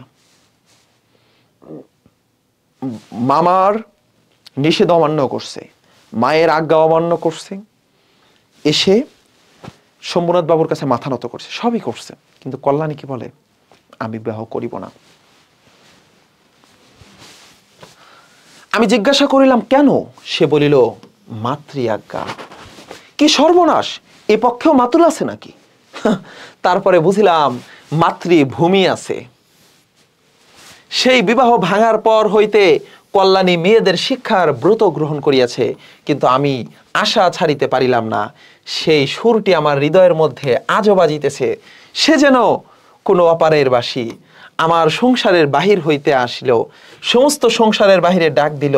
আর আমি সেই যে রাত্রির অন্ধকারের মধ্যে আমার কানে আসিয়াছিল, জায়গা আছে, সে যে আমার চির জীবনের গানের ধোঁয়া হইয়া রহিল। তখন আমার বয়স ছিল 23, এখন হইয়াছে 27। তাহলে বিয়ার সময় বয়স কত ছিল অনুপমের? 23। বর্তমান কত? 27। কোথায় লেখা আছে? এইখানে লেখা আছে। এখানে এখনো আশা ছাড়ি নাই, কিন্তু মাতুলকে ছাড়িয়াছি, মানে মা মামাকে ছাড়িছে। নিতান্ত এক ছেলে বলিয়া মা আমাকে ছাড়িতে পারেন নাই। তোমরা মনে করিতেছ আমি বিবাহের আশা করি না, কোনো কালেই বিবাহের আশা করি না। আমার মনে আছে কেবল সেই এক রাত্রির অজানা কণ্ঠের মধুর সুরের আশা। জায়গা আছে, নিশ্চয় আছে, জায়গা আছে না? অবশ্যই আছে, নইলে দাঁড়াবো কোথায়? তাই বৎসরের পর বৎসর যায়, আমি এখানেই আছি। দেখা হয়, সেই কণ্ঠ শুনি, যখন সুবিধা পাই কিছু তার কাজ করিয়া দেই, আর মন বলে এই তো জায়গা পাইয়াছি। ওগো অপরিচিতা, তোমার পরিচয়ের শেষ হইল না, শেষ হইবে না, কিন্তু ভাগ্য আমার ভালো, এই তো জায়গা পাইয়াছি। আপনাদের টাইম লাইনে যারা ক্লাস করতেছেন, ওকে, শেষ, গল্পটা শেষ। গল্পটা আশা করি আপনারা বুঝেছেন। আমি এখন একটুখানি কবি পরিচিতি, পাঠ পরিচিতিটা দিয়ে শেষ করে দিচ্ছি। দেখেন, এইটা হচ্ছে আমাদের কবিগুরু রবীন্দ্রনাথ ঠাকুর। আমাদের জাতীয় সঙ্গীত লিখেছেন উনি একসাথে 3টা দেশের জাতীয় সঙ্গীত লিখেছেন। উনি জন্মগ্রহণ করেন 1268 বঙ্গাব্দের এবং মৃত্যুবরণ করেন 1348 বঙ্গাব্দ, তাই না? ওকে, 22শে শ্রাবণ এবং 25শে বৈশাখ, 25শে বৈশাখ এবং 22শে শ্রাবণ। এই গল্পটা নেওয়া হয়েছে গল্পগুচ্ছ 3 থেকে, রবীন্দ্রনাথ ঠাকুরের একটা গল্প সমগ্র। এবং এই গল্পটা অপরিচিতা সর্বপ্রথম প্রকাশিত হয় সবুজ পত্র নামক একটি পত্রিকায়। অপরিচিতা প্রথম প্রকাশিত হয় প্রমোদ চৌধুরী সম্পাদিত মাসিক সবুজ পত্র পত্রিকায়। এই 1314 খ্রিস্টাব্দে এবং 1321 এবং 1914 খ্রিস্টাব্দের কার্তিক সংখ্যায় এটি প্রথম গ্রন্থভুক্ত হয় রবীন্দ্র সংকলন গল্প সপ্তকে এবং পরে গল্পগুচ্ছ 3য় খণ্ডে। এই পেজটাতে যা কিছু দিয়েছি আমি, এই সব কিছু আপনাদের মুখস্থ করে ফেলতে হবে। এই পেজটাতে যা আছে, তাহলে সব কভার হয়ে যাবে। যৌতুক প্রথার বিরুদ্ধে নারী পুরুষের সম্মিলিত প্রতিরোধের গল্প অপরিচিতা উত্তম পুরুষের জমানিতে লেখা। আমি একাধিকবার বলতেছি। বাংলা সাহিত্যের প্রথম ছোট গল্প রচয়িতা এবং বাংলা ছোট গল্পের শ্রেষ্ঠ শিল্পী রবীন্দ্রনাথ ঠাকুর এই যে 1284 বঙ্গাব্দে মাত্র 16 বছর বয়সে ভিখারিণী গল্প রচনার মাধ্যমে ছোট গল্প রচয়িতা হিসাবে আত্মপ্রকাশ করেন। এবং এরপর থেকে দীর্ঘ 64 বছরে, কত বছরে ভাইয়া? অখণ্ড গল্পগুচ্ছে আছে 95টা। অখণ্ড গল্পগুচ্ছে কতটি গল্প আছে? 95টি ছোট গল্প, এবং এর অধিক কিন্তু রচনা করছে। অনলি অখণ্ড গল্পগুচ্ছে আছে 95টা গল্প, এবং উনি আরো অসংখ্য গল্প রচনা করেছেন। কুষ্টিয়ার শিলাইদহে বসবাসের কালী কবিগুরুর ছোট গল্প রচনার স্বর্ণযুগ। এবং শেষ ছোট গল্প মুসলমানির গল্প।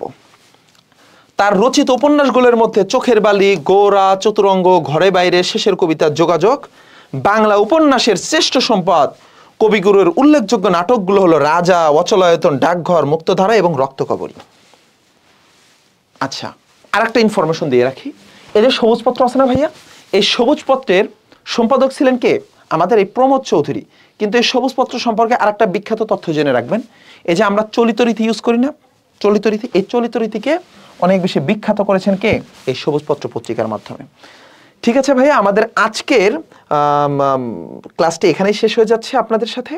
কিন্তু আমি আপনাদেরকে রিকোয়েস্ট করব, আমি একটু শুরুতের অংশটুকু আপনাদেরকে আবার একটু দেখিয়ে দেই যে আপনারা যারা আমাদের পরবর্তী ক্লাসগুলো করতে চান, আমাদের ইউটিউব চ্যানেল এবং ফেসবুক পেজে যে সহায়ক, SAHAYAK সহায়ক লিখে সার্চ করে আমাদের ক্লাসগুলো করতে পারবেন আপনারা। প্লাস আপনারা যারা এত বড় ক্লাস করতে যদি কারো কোনো প্রকার সমস্যা হয়, আমাদের প্রতিটা ক্লাসে প্রতিটি গদ্য পদ্যের শুরুতে আমরা চরিত্রগুলো বিশ্লেষণ করে দেই এবং সেই চরিত্রগুলোর যে বিখ্যাত যে উক্তিগুলো থেকে প্রশ্ন আসে সেগুলো আমরা শুরুতেই আপনাদেরকে দেখিয়ে দেই এবং শব্দ অর্থ অংশটা সবাই দেখবেন। সবাই ভালো থাকবেন, আমাদের পরবর্তী ক্লাসগুলো করবেন। আমাদের সাহিত্যের ক্লাসের চেয়ে আমাদের ব্যাকরণের ক্লাসগুলো কিন্তু আরও মজাদার হয়, আরও সহজবোধ্য হয়। সকলের জন্য শুভকামনা রইল। আসসালামু আলাইকুম রহমতুল্লাহ।